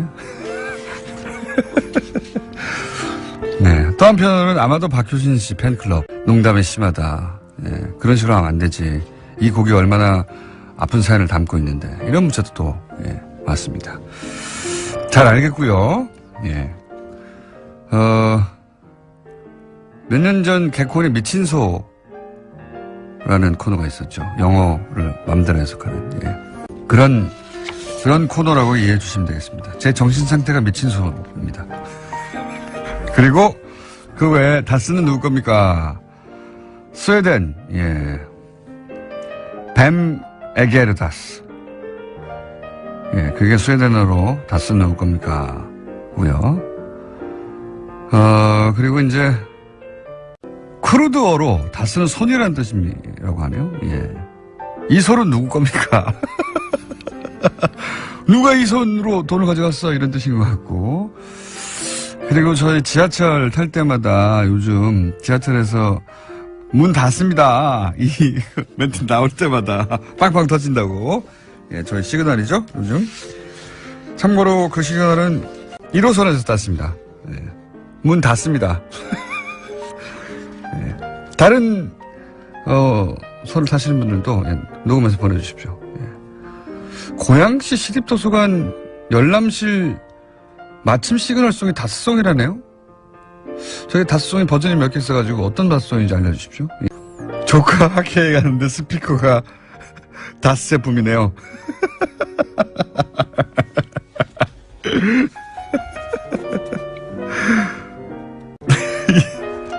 충남 아산시 시민로 4가 예 MB 노래방이 있습니다. 이건 누구 겁니까? 여기까지 하겠습니다. 자, 양지열 변호사님. 예, 추천해가지고 이제. 그래도 이름도 불러주세요. 네, 양지열 변호사님. 예, 지난주까지 이름도 얘기를 안 하시더니. 지난주는 3분 나왔으니까요. 예, 3분 59초. 예. 근데, 예. 진짜, 제가 오늘 확인을 꼭 해보고 싶었거든요. 근데, 내가 내 입으로 이런 말을 할 줄 몰랐는데. 11분 남았습니다. 예. 실물이 훨씬 낫네요. 예? 실물이 훨씬 낫네요, 진짜. 실물이. 나는 TV 보면서 좀 무서웠거든요. 저 사람이 내가 알던 그 사람이 맞나. 내가 평소에 함부로 개겼던 게 아닌가. 블랙하우스요? 예. 근데 진짜 청취자분들께서도 오해하시면 안 될 게 실물은 봐줄만 합니다. 예. 저도 화면을 보면서 전 제작진들이 그렇게 클로즈업을 많이 당긴 적이 있어요. 그래서. 제작진이 안티 아니에요, 혹시? 굉장히 폭력적이구나. 사람들한테 이런 비주얼 폭력을 가하고 이런. 좀 무서웠어요. 그러니까 저 같은 경우는 사실 어디 밖에 모임 같은데 가끔 이제 TV 보시고 와달라는 분들 계시거든요. 근데 잘 안 가요. TV 보다가 실물 보면 실망할까봐. 아, 예. TV에서 더 잘 나오는. 그렇죠. 예. 예. 하도 잘생겼다는 말을 많이 들어서. 예. 공장장은 반대인이니까 많이 불러주세요. 실물을 보셔야 여러분 좀 안심하실 것 같습니다. 실물 보면 범죄형은 아니에요. 그러니까요. 예. 생각보다 비영상이에요. 예. TV에서는 굉장히 깜짝 놀랐어요. 저도. 그러니까요. 예. 화면 자체가 범죄적이라는 인상을 받았어요. 저도 그 얘기 했는데 폭력적이고 범죄적이다. 자, 오늘 주제는 이겁니다. 지난주 3분 나와가지고 잠깐 하다가 들어갔는데 국정원 돈 받았다는 거. 네. 예. 여기 관례다라는 초반에 보수정당에서의 이제 뭐랄까요, 예. 정치자금, 예. 통치자금, 예. 뭐 근데 어느 이제 정권이나 여기에 나와 있었다 이런 얘기 했었죠. 지금은 관례가 아니다고 하는 발례가 계속 나오고 있죠. 예, 재무팀장도 몰랐다고 하더라 그 돈을. 그러니까 소위 명절날 떡값으로 줬다거나 이게 아니라는 거죠. 몰랐다고 하니까. 정치자금, 통치자금을 하려면 네. 그게 올바른 관행이 아니더라고 하더라도 받은 사람이 있어야 되잖아요. 그러니까요. 그러면 예를 들어서 지금 자유한국당의 정우택 원내대표 처음 얘기가 터졌을 때 지난 정권부터 있었던 통치 관행이다 얘기했는데 그러면 이렇게 얘기를 했어야죠. 나도 얼마 받았다 박 전 대통령한테. 아니 예를 들어 그런 사람이 없잖아요. 이런 거 있잖아요. 왜 무슨 명절날 그러니까, 불러가지고 50만 원, 100만 원씩 줬다든가 그런 기록이라도 있으면 그런 해명이 되는데 사실 제가 초반에 예전에 수습기자 할 때만 해도 명절에 돈 받았어요. 기자들한테까지도 왔어요. 예전에는 그랬습니다. 예전에 진짜로. 정말로. 예. 근데 그게 정확히 김대중 정권부터는 없어진 걸로 알고 있어요. 90년대에 그랬었어요. 예. 98년도에 김대중 대통령이 그때 유명한 사건이 아세메인가 가려고 할 때 2억 원인가를 당시 국정원에서 현금으로 가지고 갔었다고 해요. 근데 예. 굉장히 야단을 쳐서 돌려보냈고 그 이후로도 전혀 그런 일이 없었고 노무현 정권 때는 아시다시피 만나지를 않았으니까 국정원장을 그렇죠. 예. 받을 일이 없으셨죠. 근데 이 경우에는 예를 들어서 우리가 경력금, 떡값 이렇게 부르는 돈으로도 쓴 게 아닌 것이 이 총무비서관 아래 그 재무팀장 돈 소위 말해서 관장하는 사람이 이 돈을 입출금하는 사람이 자기는 입출금을 안 하는 게 아니라 존재를 몰랐다고 하잖아요. 존재를. 근데 그 부분이 되게 신기한 게요. 사실 이제 검찰에서도 이 돈을 도대체 어디다 썼느냐를 쫓고 있거든요. 근데 보통 아시겠죠? 뇌물 사건에서 돈을 어디다 썼느냐 저는 없습니다. 일단 받았으면 그걸로 끝이지. 그걸 어디다 썼는지 알아서 뭐 할 거예요.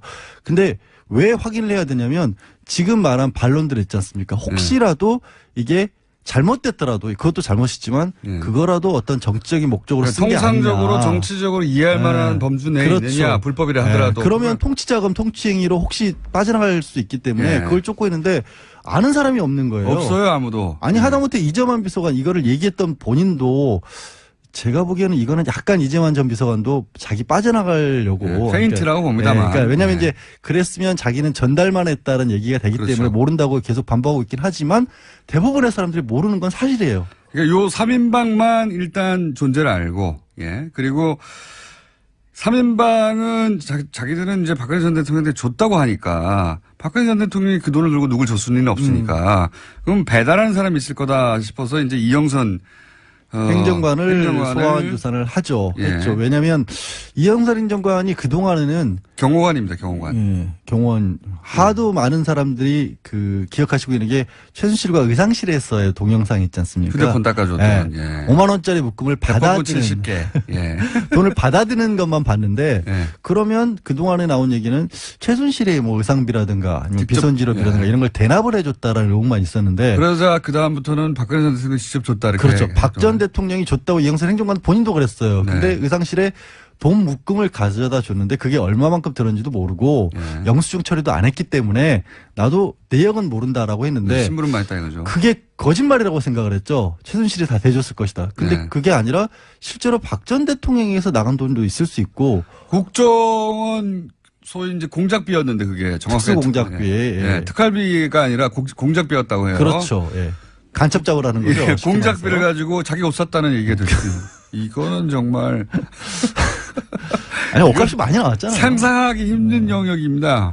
저희가 국정농단 얘기하면서 여러 가지 이렇게까지 했나 싶은 이야기들이 사실 있었는데 그 특수공작비가 비용이 개별적으로 따지면 그렇게 높게 측정이 안 돼요. 그러니까 지금 이제 접경지대 연변이나 이런 데서 이른바 생계형 스파이들이 좀 있거든요. 오랫동안 거기 이제 있는 사업하고 이런 분들이기 때문에 북한도 많이 드나들고 하기 때문에 이쪽 일 받고 뭐 때로는 뭐 대한민국 일도 봐주고 때로는 북한 일도 봐주기도 하고 정보도 팔고 이런 분들이기 때문에 거기 들어가는 돈이 정말 몇백만 원 단위인데 그 돈을 싹 갈무리를 해서 40억을 가져온 거예요. 갈무리를 해서 쓰신 거죠. 40억을 가져와서 뭐에 썼나 지금 다 밝혀지진 않는데 다 썼으니까 없어졌겠죠. 아니요, 그 남아있다는 얘기도 있어요. 아, 그래요? 그래서 이제 지금 내곡동으로 자택 옮긴 거 거기에 가 있나, 거기에도 혹시? 근거가 있나 해서 검찰이 압수수색을 해야 되는 게 아니냐라는 얘기도 있고. 해야죠.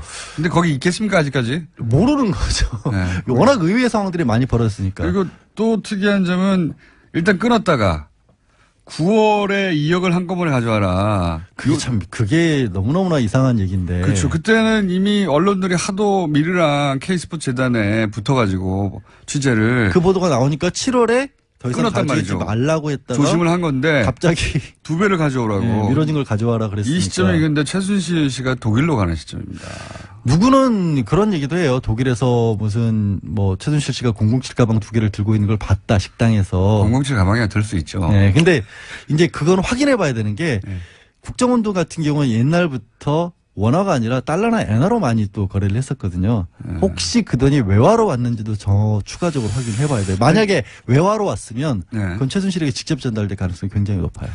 시점상 그러하여 그러니까 이제 그때까지만 해도 최순실의 존재가 본격적으로 드러나서 자신과 직접 연결고리가 드러날 것까지는 생각 안 했다고 보는 게 맞는 게 당시 우병우 민정수석은 이거 덮을 수 있다라는 취지에 그리고 법적으로 문제가 없다는 취지에 그거가 이제 그 얘기가 무슨 얘기냐면 보고를 하고 있었다고 하니까 KS 스포츠하고 미르재단에 관해서 언론에서 문제를 삼으니까 그거를 이제 안목은 비서관이 그러면 이거 법적으로 어떤 문제가 되는지를 검토를 해달라 그랬는데 그때 그 우병우 전 수석이 만들어낸 법률 문건은 K와 미르에 돈이 나간 건 맞는데 최순실은 공무원 신분도 아니고 그러니까 법적으로 문제될 게 없고 최순실이 만약에 거기서 뭔가를 빼냈다면 횡령인데 아직까지는 빼낸 흔적도 없기 때문에 문제가 없습니다라고 문건을 만들어줬다는 거예요. 그래서 최순실의 존재를 부인하고 K스포츠와 미르재단에 뭐 어떤 불법이나 이런 게 있다면 단호하게 대처해야 된다. 이런 식의 얘기가 나갔죠. 그것만 나간 거죠. 그 바람에 화를 키웠죠 사실은. 다행이죠. 다행인데 그래서 오히려 전모가 드러나게 되는 쌓여서 터진 거죠. 그런데 그렇죠. 제 말은 그런 인식하에 있던 상황이었기 때문에 충분히 예를 들어서 뭐 어차피 들키지 않을 돈이니까 예를 들어 조용히 멀리 나가 있는데 어떤 뭐 차비 뭐 이런 개념으로 우리한테는 차비로 2억이면 너무하지만 근데 그것도 지금 얘기한 것도 그런 가능성도 한번 타진해봐야 된다. 뭐 있고 왜냐하면 액수도 조금씩 바뀌었거든요. 오늘 이제 국정원장 3사람 남재준, 이병기, 이병호 박 전 대통령 재임 시절의 국정원장 3사람 중에서 첫 번째로 남재준 원장을 불러요. 남 원장이 2014년 5월까지 국정원장으로 있었는데 그때까지만 해도 또 5천만 원씩 받았다고 하거든요. 그러다가 이병기 원장으로 바뀌면서부터 1억 원으로 또 돈을 올렸다는 거죠. 그러니까 그리고 받기 시작한 시점도 재임하자마자 받은 게 아니고 3개월 정도 지나서부터 받기 시작했고 그러니까 이게 글자 그대로 자기 마음대로 받았다는 거죠. 그리고 나서 그 돈을 쏜 용처 중에 딴 건 모르지만 밝혀진 것 중에 하나는 3인방한테만 3천만 원씩 명제해줬다는 거니까. 그거는 이제 그쵸 이제 떡값이네요. 떡값. 그건 완전한 떡값인데. 근데 이제 그 떡값을 모두에게 주는 게 아니라 그 세 사람에게만 3천만 원씩 줬다. 그 친한 사람이니까 정말. 믿을 사람은 셋밖에 없다라고 생각을 했으나 요즘 분위기를 보면 결국 못 믿을 사람인 걸로 드러나고 있긴 하죠. 자기들도 살아야죠. 그러면 이런 지금까지 예를 들어서 그 3천만 원 줬다 또는 뭐 5천만 원씩 받다 1억씩 받다가 또 2억도 받고 용처를 알 수 없고 이럴 경우 현재까지 밝혀진 것만으로 적용할 수 있는 게 뭡니까? 국고손실죄는 명백해요. 국고손실죄. 왜냐하면 국정원에서 돈이 빠져나간 게 맞거든요. 명백한 것이고. 명백한 거예요. 1억 원 이상의 경우에는 국고손실죄 적용한다라는 형이 게 얼마나 됩니까? 그건? 판례로 나와 있고요. 그것만 해도 법정형으로 제가 기억이 안 나는데 보통 5년 이상은 나와요. 가능해요. 1억 원 손실이면 크니까요. 40억이면 뭐. 이건 뭐 어마어마한 돈이죠. 횡령죄 같은 경우에도 최근 경제사무는 7, 8년까지 나오거든요. 근데 그것보다도 더 큰 돈이기 때문에 그것만 해도 확실하고 또 그 돈이 뇌물이 아니라고 할지라도 많이들 얘기하잖아요. 뇌물죄가 걸리면 뭐 끝장이고요. 이건 본인은 한 푼도 부정한 돈을 받은 적이 없다라고 했잖아요. 네. 근데 국정원 돈 그렇게 받아갔다는 게 나왔기 때문에 그 부분에 있어서는 더 이상 변명의 여지가 없어진 거죠. 그러면 이 3인방에게 적용되는 혐의는 3인방이 이게 좀 애매해요. 네. 그래서 아까도 이제 본인들은 어디서 썼는지도 모른다고 하는데 그렇죠. 본인들은 전달만 했다라고 하고 전달만. 있고 근데 검찰에서는 뇌물수수 공범으로 보는 이유가 3인방도 문고리였기 때문에 이들을 통하지 않고는 국정원도 부탁도 못했을 것이다. 그러니까 대통령이 가지고 있었던 막강한 인사권이라든가 권한의 일부를 공유하는 관계였다. 그렇게 봐서 뇌물로 지금 보고 있는데 공범으로 보는 거군요. 법정에서는 좀 다퉈질 거예요. 그걸 알고 있으니까 이들도 우리는 용처를 모른다는 얘기를 하고 있고. 법률 검토를 했겠죠. 부르는데 미리. 그렇죠. 당연히 했겠죠. 그거야 당연히 했겠죠. 지난번 3분 때문에 제가 오늘은 시간을 많이 드리고 말할 기회를 많이 드렸어요. 네. 다음 시간에는 이런 거 없습니다. 양지열 변호사였습니다. 감사합니다. 네, 고맙습니다. 내일 뵙겠습니다. 안녕. 주로 해석을 해야 될 것 같고, 그거는 그 31일 날 있었나요? 30인가? 31인가? 우리 외교부 장관이 국회 국정감사에서 답변할 때 그 산불 얘기하지 않았어요? 네네. 예. 사드 추가 배치하지 않겠다. MD 체제. MD 체제 편입하지 않는다. 예. 그다음에 한미일 그 관계를 군사 동맹 관계로 발전시키지 않는다는 산불을 얘기했는데. 일본과는 군사 동맹 없다. 예. 그렇죠. 예. 그거를 그 30일 날 외교부 장관의 국회 답변하고 이번에 공동 기자회견에 나온 균형 외교 이걸 연결시켜 보면은. 사실상 균형외교가 아니라 외교 지평 확대. 예.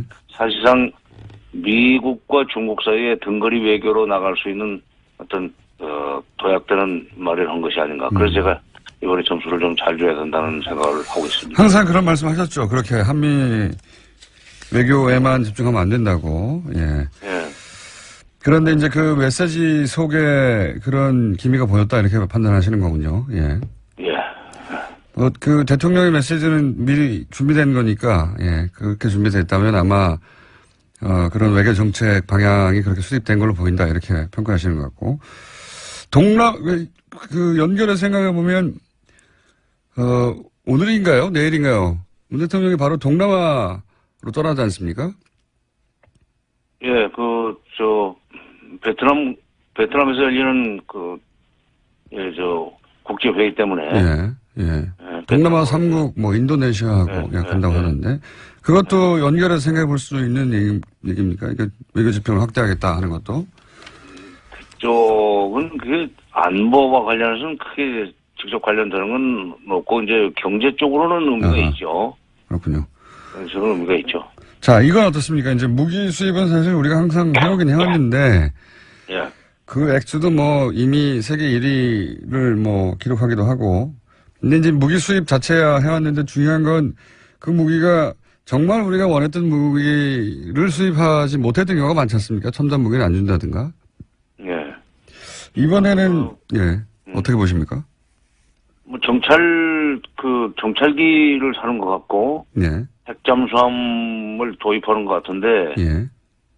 그건 군대에서는 절실히 필요했을 거예요. 특히 정찰기를 우리가 독자적으로 운영하게 된다면은 상당히 의미가 있다고 생각합니다. 그러니까 그 정찰기는 북한에 대한 위협이라기보다는 북한에 대한 이 억지 능력 내지는 북한의 행동을 감시한다고 할까. 그래서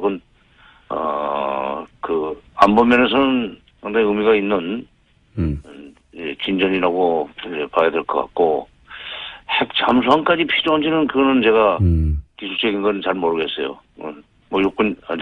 국방부 장관이 해군 출신이어서 일찌감치 핵 잠수함 도입해야 된다는 얘기를 하더니 결국 그것이 현실로 되긴 되네요. 그런데 중요한 것은 지금 그런 걸 사주는 대신 트럼프가 북한을 상대로 해서 험악한 말을 쏟아내지 않고, 두 번째는 장비는 많이 있다. 그러나 이것을 쓸 일이 없어야 된다는 얘기를 하면서 외교적인 해법을 좀 모색하고 있는 것처럼 운을 띄웠어요. 네, 발언을 여러 가지 그렇게 움직임이 했습니다. 있다. 지금 뭐라고 얘기할 수는 없지만 여러 가지 움직임이 있는데, 그거 좀 두고 보자 하는 얘기를 했는데, 그거는 괜찮은 얘기 같아요. 미국 언론도 그런 반응인데, 이제 트럼프가 톤다운을 하고, 외교적으로 문제를 풀어야 한다는 식의 메시지를 내긴 냈으니까요. 네. 거꾸로 이제 장관님이 걱정하셨던 거는 거꾸로 여기 와서 더 강성 발언을 쏟아낼까봐 일본을 거치고 와서 그런 걱정을 하셨는데, 다행히 아직까지는 없습니다. 국회에서는 뭐라고 할지 모르겠는데. 네, 그러니까 제가 그동안에, 이런 기회가 있을 때마다 얘기했던 거는 험악한 말을 쏟아낸 건 그만큼 공포 분위기를 조성해서 무기를 좀 팔려고 하는 거다 하는 분석을 하지 않았어요? 네. 일본에서도 무기를 많이 사줬습니다. 예. 그렇기 때문에 일본 총리가 대북 압박과 제재를 강화해야 된다는 얘기를 할 때 거기에 화답을 하지 않고 전략적인 끝냈다 하는 동문서답을 했어요. 네네. 그거부터가 지금 우리한테는 좋은 신호였죠. 걱정했는데 오히려 좋은 신호가 일본에서 나왔고, 그 연장선상에서 미국 간에 물밑 접촉이 있다는 것을 사실상 시인하고 움직임을 좀 지켜보자 하는 얘기를 하고, 그다음에 이제 무기를 팔았다. 네. 무기를 사주니까 그런 얘기까지 했는지 모르지만 어쨌든 선후 관계는 좀 다시.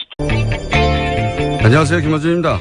국정원 댓글 수사를 방해할 목적으로 가짜 사무실을 만들고 가짜 서류를 채워 넣었던 수사 방해 사건. 이 사건 관련해 국정원에 파견됐던 변창훈 검사의 죽음을 두고 자유한국당 김진태 의원은 당장 죽음의 구판을 멈추라고 주장했습니다. 자유한국당 법사위원들은 윤석열 중앙지검장과 문무일 검찰총장의 사퇴를 요구하고 나섰습니다. 그래요? 변 검사를 죽음에 이르게 한 절대적 책임은 박근혜 정부 탄생의 정당성을 뒤흔들 댓글 수사를 방해하기 위해서 가짜 사무실 공작을 지시한 정치 세력에게 있는 겁니다. 그 세력이 누굽니까? 범죄를 은폐하기 위해서 영화 세트처럼 가짜 사무실을 만든 공작이 언제 누구에 의해 이루어졌나? 박근혜 정부 임기 초 박근혜 전 대통령이 임명한 남재준 국정원장의 국정원에서 자행된 겁니다. 변 검사 죽음의 억울함을 그나마 풀어주려면 수사를 멈추고 검찰 수뇌부가 사퇴할 것이 아니라 오히려 멀쩡한 검사를 그런 말도 안 되는 공작에 동원했던 자들을 단 한 사람도 빼지 않고 모조리 차단해서 모두 엄벌에 처해야 하는 겁니다. 수사를 멈추란요. 턱도 없는 소리입니다. 김어준 생각이었습니다.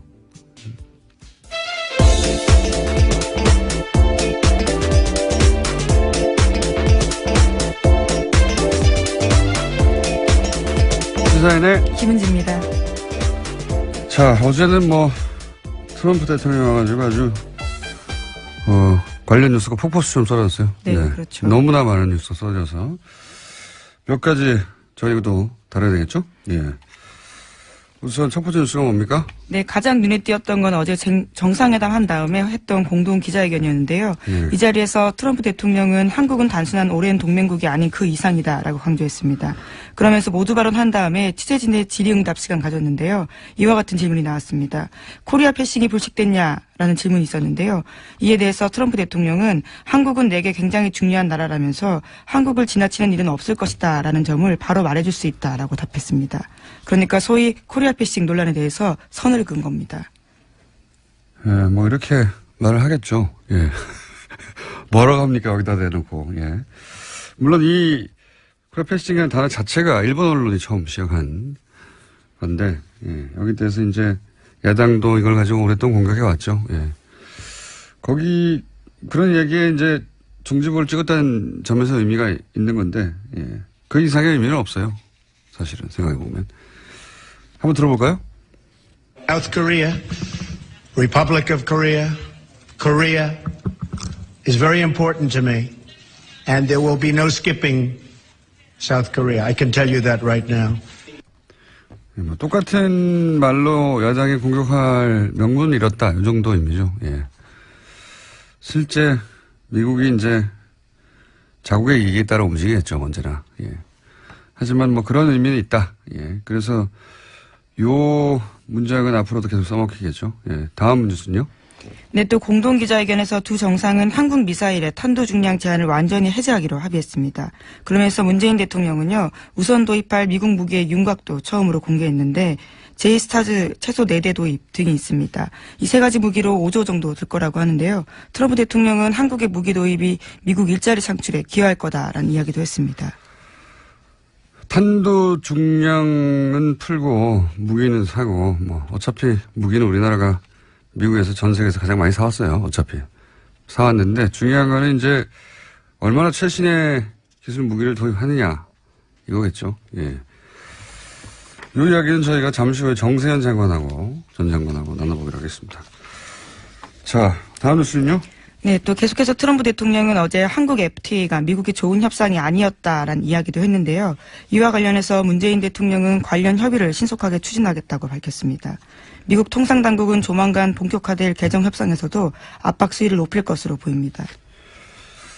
이 발언은 뭐 일본에서 했던 발언들에 비하면 예, 아무것도 아닙니다. FTA가 미국의 좋은 협상이 아니다 이런 말하고 뭐 문재인 대통령은 협의를 신속하게 추진하겠다. 굉장히 원론적인 수준의 말밖에 없었는데 트럼프 대통령이 이제 일본에 방문해서 했던 일들 보면 아 일본은 저런 굴욕을 겪어도 괜찮나 싶은 상대하는 거거든요. 예, 탄도탄 상대하는 게 아니고 우리한테 안 맞습니다.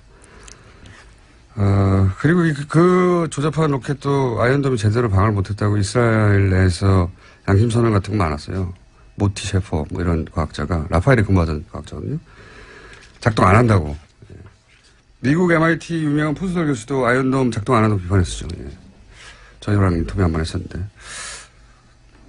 포스덜 교수 한번 인터뷰해야겠네요. 아이언돔 작동하는가.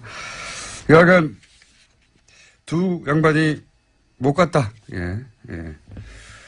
그런 경우가 그렇게 뭐 많지 않거든요. 정당의 대표가 미국 대통령 정도 방문하면 만찬에 거의 100% 참석하는데 두 분이나 못 갔어요. 예, 특이한 경우입니다. 자, 다음 뉴스는요. 네, 지난해 미국 대선 당시 트럼프 캠프와 러시아 간 내통 의혹을 수사하고 있는 로버트 뮬러 특검이요. 이번에 최소 9명 정도를 집중적으로 조사하고 있다고 워싱턴 포스트가 보도했습니다. 여기에는 도널드 트럼프 주니어, 또 사위인 제널드 큐시너 백악관 선임 고문 같은 사람들의 이름이 올라가 있습니다. 이거는 트럼프 대통령을 굉장히 긴장시킬 것 같습니다. 왜냐하면 여기 큰아들하고 첫 번째 사위가 연루됐잖아요. 예. 두 사람 다 지금, 청와대가 아니죠. 백악관에서 굉장히 중요한 역할을 맡고 있고, 게다가, 또 포함된 사람이 트럼프 그룹, 자기 회사죠. 그렇죠. 최측근이라고 할 수 있는 사람들입니다. 트럼프 그룹의 부회장이었던 변호사 있거든요. 마이클 코언, 예. 그거 어떻게 딱딱 말해줍니까? 네. 하여튼 자기 측근 인사들이 이제 대거 포함돼요. 여기서 가족들이나 부회장이 또 연루된 걸로 나오면 이건 이제 전국이 어떻게 될지 모릅니다. 이거 최순실 게이트가 그랬듯이 주변부로부터 다가오는 건데 미국 특검 안 봐주거든요. 예, 어떻게 될지 그런 뉴스도 나왔습니다. 자. 오늘 여기까지 해야 되겠습니다. 사인의 김은지였습니다. 감사합니다. 어제 있었던 한미 정상회담, 네, 그 의미 짚어보겠습니다. 정세현 전 통일부 장관님 전화 연결됐습니다. 안녕하세요, 가치원 장관님. 예, 안녕하세요. 자, 요즘 이렇게 저희 섭외 잘 응해주셔서 대단히 감사합니다. 섭외 잘 응하지 않으면 까칠하고 자꾸 그러니까. 자, 한미 정상회담에 대해서 걱정을 많이 하셨었어요. 예, 트럼프가 워낙 노련한 장사꾼이라, 예, 일본에서, 여러 가지 얘기 듣고 와서 폭탄 발언하는 거 아니냐, 걱정 많이 하셨는데, 일단 이 정상회담이 뭐 짧긴 했습니다만 여러 가지 메시지 나왔으니까 총평을 해보시자면요. 정상회담 시간이 짧은 걸 가지고 시비를 거는 당도 있기는 있대요. 근데 예. 한미 간에는 우리 외교부와 저쪽의 국무부 또는 백악관과 청와대가 사전 조율을 할 수 있는 그런 관계이기 때문에 사전 조율을 할 수 있는 관계이기 때문에 정상이 같이 만나서 얘기하는 시간이 꼭 길지 않아도 괜찮습니다. 미리 다 조율됐다. 예. 그렇죠. 시간은 중요한 게 아니었고. 예. 시간이 중요한 건 아니에요. 남북 정상은 좀 달라요. 완전히 그건 정상이 직접 협상을 해야 되니까. 근데 이번에 총평을 한다면은 절반의 성공 이상은 좀 된 것 같아요. 아, 그렇게 보십니까? 예. 굉장히 까칠하게 평가하시는 분인데, 문재인 정부에 대해서도 대북 정책에 대해서 여러 가지 지적하셨는데, 요 정상회담은 절반 이상은, 성과를 얻었다 이렇게 보십니까? 어떤 부분에서 그렇습니까? 물론 이제, 수십억 달러의 무기를 사주기로 한 것은 사실인 것 같습니다. 예. 트럼프 대통령이 이렇게 터뜨려버려서, 알게 됐지만은, 사실은 같지만, 이번 정상회담에서 공동 기자회견이나 이런 데서 나오는 용어들을 좀 보면은, 그동안에 대미 일변도 외교에서 좀 벗어난 거 아니냐 하는 생각을. 어떤 점에서 그렇습니까? 균형 외교는 아니다 하는 얘기를 이제 길게 설명했지만, 뒤에 가면은 외교의 지평을 넓힌다는 표현을 썼어요. 그렇죠, 예. 그 지평을 넓힌다는 얘기를 했는데, 그거는, 대미일변도역에서 좀 벗어나가지고 중국과의 관계도 또 러시아의 관계도 또는 동북아 국가들과의 관계를 좀 더 활성화시켜야 한다는 그런 또 정확한 해석을 해보고요. 다음 그래서 좀 하다가 또 있네. 청와대 관계자가 당황할 것 같습니다. 이렇게 해석하시기 한 줄기 햇살에 몸을 녹이다. 그렇게 너는 또 한번 내게 온다. 예. 햇살, 이거 햇볕 정책이죠? 작사가가 전혀 동의하지 않은 해석이라고 여러 차례 말씀드려야 될 것 햇볕 정책 같은데요. 때문에 문재인에게 온다. 이런 얘기죠. 그리고 사랑의 피고, 타버리는 불꽃, 이런 거. 타버리는 불꽃. 이건 문자 그대로입니다. Fire and Fury. 네, 화염과 불꽃에 대해서 이야기했습니다. 꺼지는 거죠. Fire and Fury가 여기 와가지고. 예. 나머지 가사 또 여러 가지가 있는데 각자 해보시고요. 예. 굉장히 좀 어려운 대목이 하나 나와요. 요거만 제가 서비스 하나만 더 하면은, 메말라가는, 되게 잘했어요. 메말라가는 게 온몸이 타들어가고, 이게 좀 어려웠어, 제가. 왜냐면은, 발사체 입장을 표현한 겁니다, 발사체. 우리가 이제 탄도 중량 무제한으로 합의를 했잖아요. 그동안에 사거리가 짧아가지고, 발사체들이 도달하지 못하고, 목적지에 꺼져버린 발사체의 애환, 이런 으로 표현한 거죠. 김어준 공장장이 지극히 주관적인 가사 해석이라고 보여야 되겠죠? 저는 이 노래를 듣고 미사일 중량 해제를 예상했습니다. 여러분도 각자 해보시고, 예. 가사가 중요하다고 하니까요.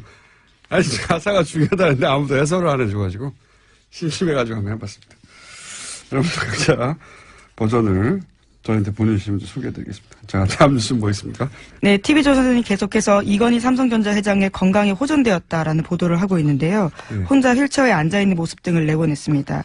이에 대해서 삼성 서울병원 쪽에서도 건강 상태가 호전된 것은 사실이다라고 밝혔다라고 하는데요. 인지 능력이 서서히 회복 중이라고 주장하고 있습니다. 이게 의식불명이 되게 3년이 됐죠. 예. 간간히 이런 뉴스가 나왔어요. 간간히. 예. 앞모습이 안 나옵니다.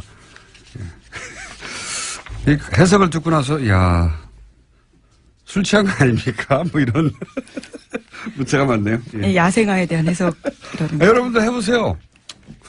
저한테 뭐라고 하지 마시고. 청와대 관계자가 그랬어요. 가사를 음미하라고. 예. 바쁘다고.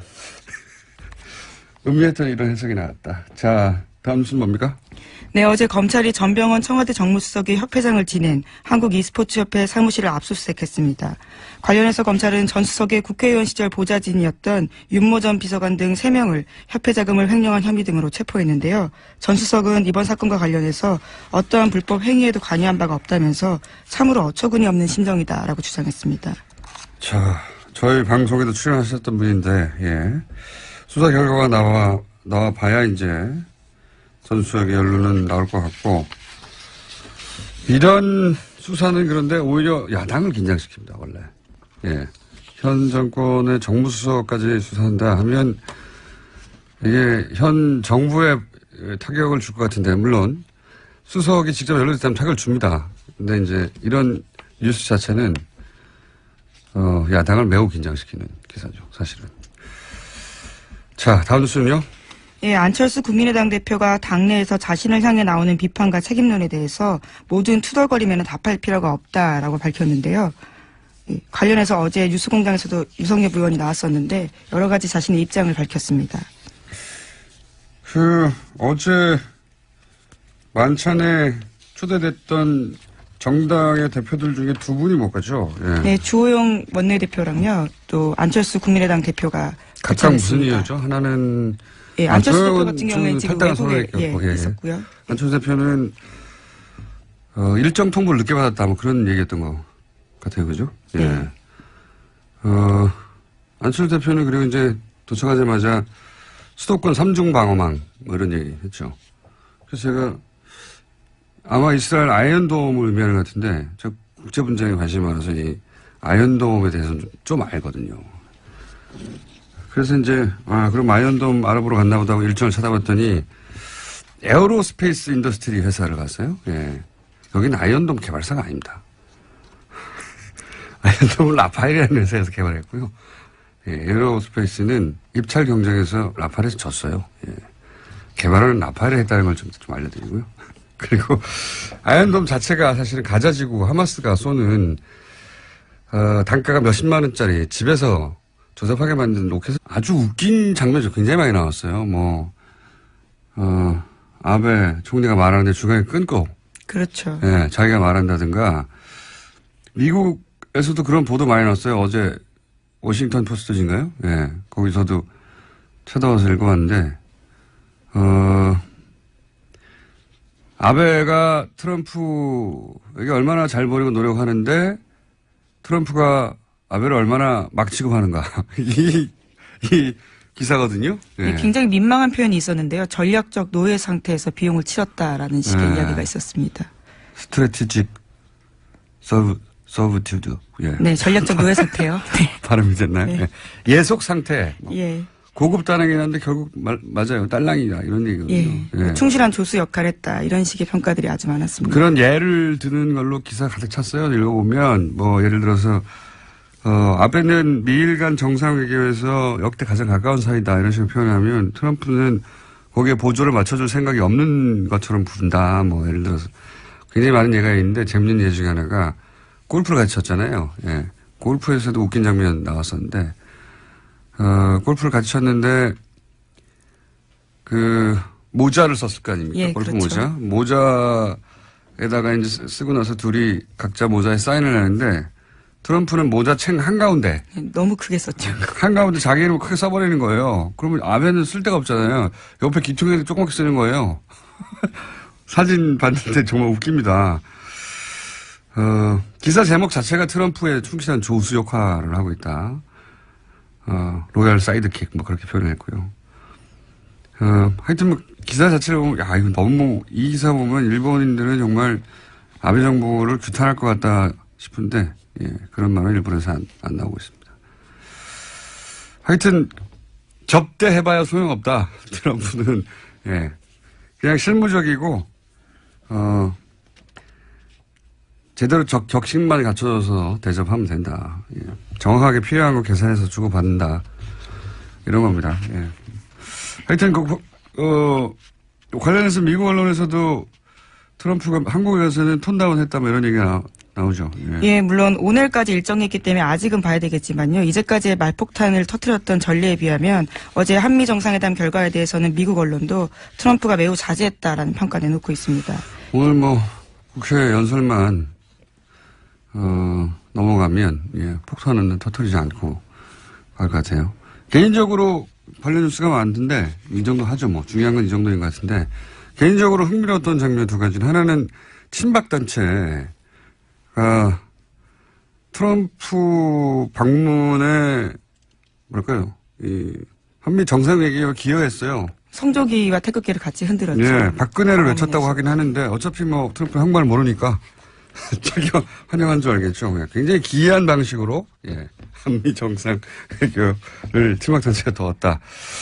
두 번째 제가 흥미로웠던 장면은 기사를 보다가 왜 박효신 씨의 야생화인가? 이거 궁금하지 않으셨어요? 이 환영 만찬에 불렀던 노래죠. 예. 그래서 제가 기사를 찾아봤더니 어려운 상황에서 양국 관계를 아름답게 발전시키자. 그런 의미를 담았다는 거예요. 이게 무슨 소린가. 개뿔. 이런 생각이 들어서 제가 정화대 관계자한테 연락해가지고 이게 무슨 소리냐, 왜냐. 그랬더니 바쁘다고. 딸랑 얘기한 게 가사를 음미하면 알 수 있다는 거예요. 그래서. 음미를 해봐야 되겠군요. 북핵과 한미 외교가 걸린 중요한 가사거든요. 그래서 제가 가사를 음미하고, 잠시 저희 해석을 제가. 이게 첫 가사가 이거예요. 하얗게 피어난 오름꽃 하나가. 오름꽃 하나가 달가운 바람에 얼굴을 내밀어. 무슨 뜻인 것 같습니까? 제가 이렇게 쭉 음미를 하다 보니까 한 몇십 번 들었거든요. 예. 아, 그렇게까지 공을 들여서. 왜냐하면 해석을 이게 하셨군요. 중요한 노래라고 하니까 가사를 음미하면. 하얗게 백인입니다. 트럼프예요. 그러니까 개인적인 다 해석이신 거잖아요. 그렇죠? 예. 예, 작사가는 전혀 의도하지 않았던. 그런 거는 예. 물어볼 시간이 없었고요. 예. 그분은 어제 공연했기 때문에. 예. 하얗게 백인 트럼프. 예. 피어난 얼음꽃, 피어난 버짐입니다. 겨울에 하얗게 핀 버짐. 낮은 지지율 북핵 문제, 피부 트러블이 생긴 거죠. 그 다음에 이제 달이 뭡니까? 문재인 대통령 아닙니까? 별명? 예. 의문의 여지가 없죠, 가운. 의사들이 입는 옷이죠, 가운. 너무 심하신 것 같은데요, 지금. 거기에 그렇게. 그래서 문재인 대통령이 가운을 입자 버짐 치료를 해서 얼굴을 내밀어. 예.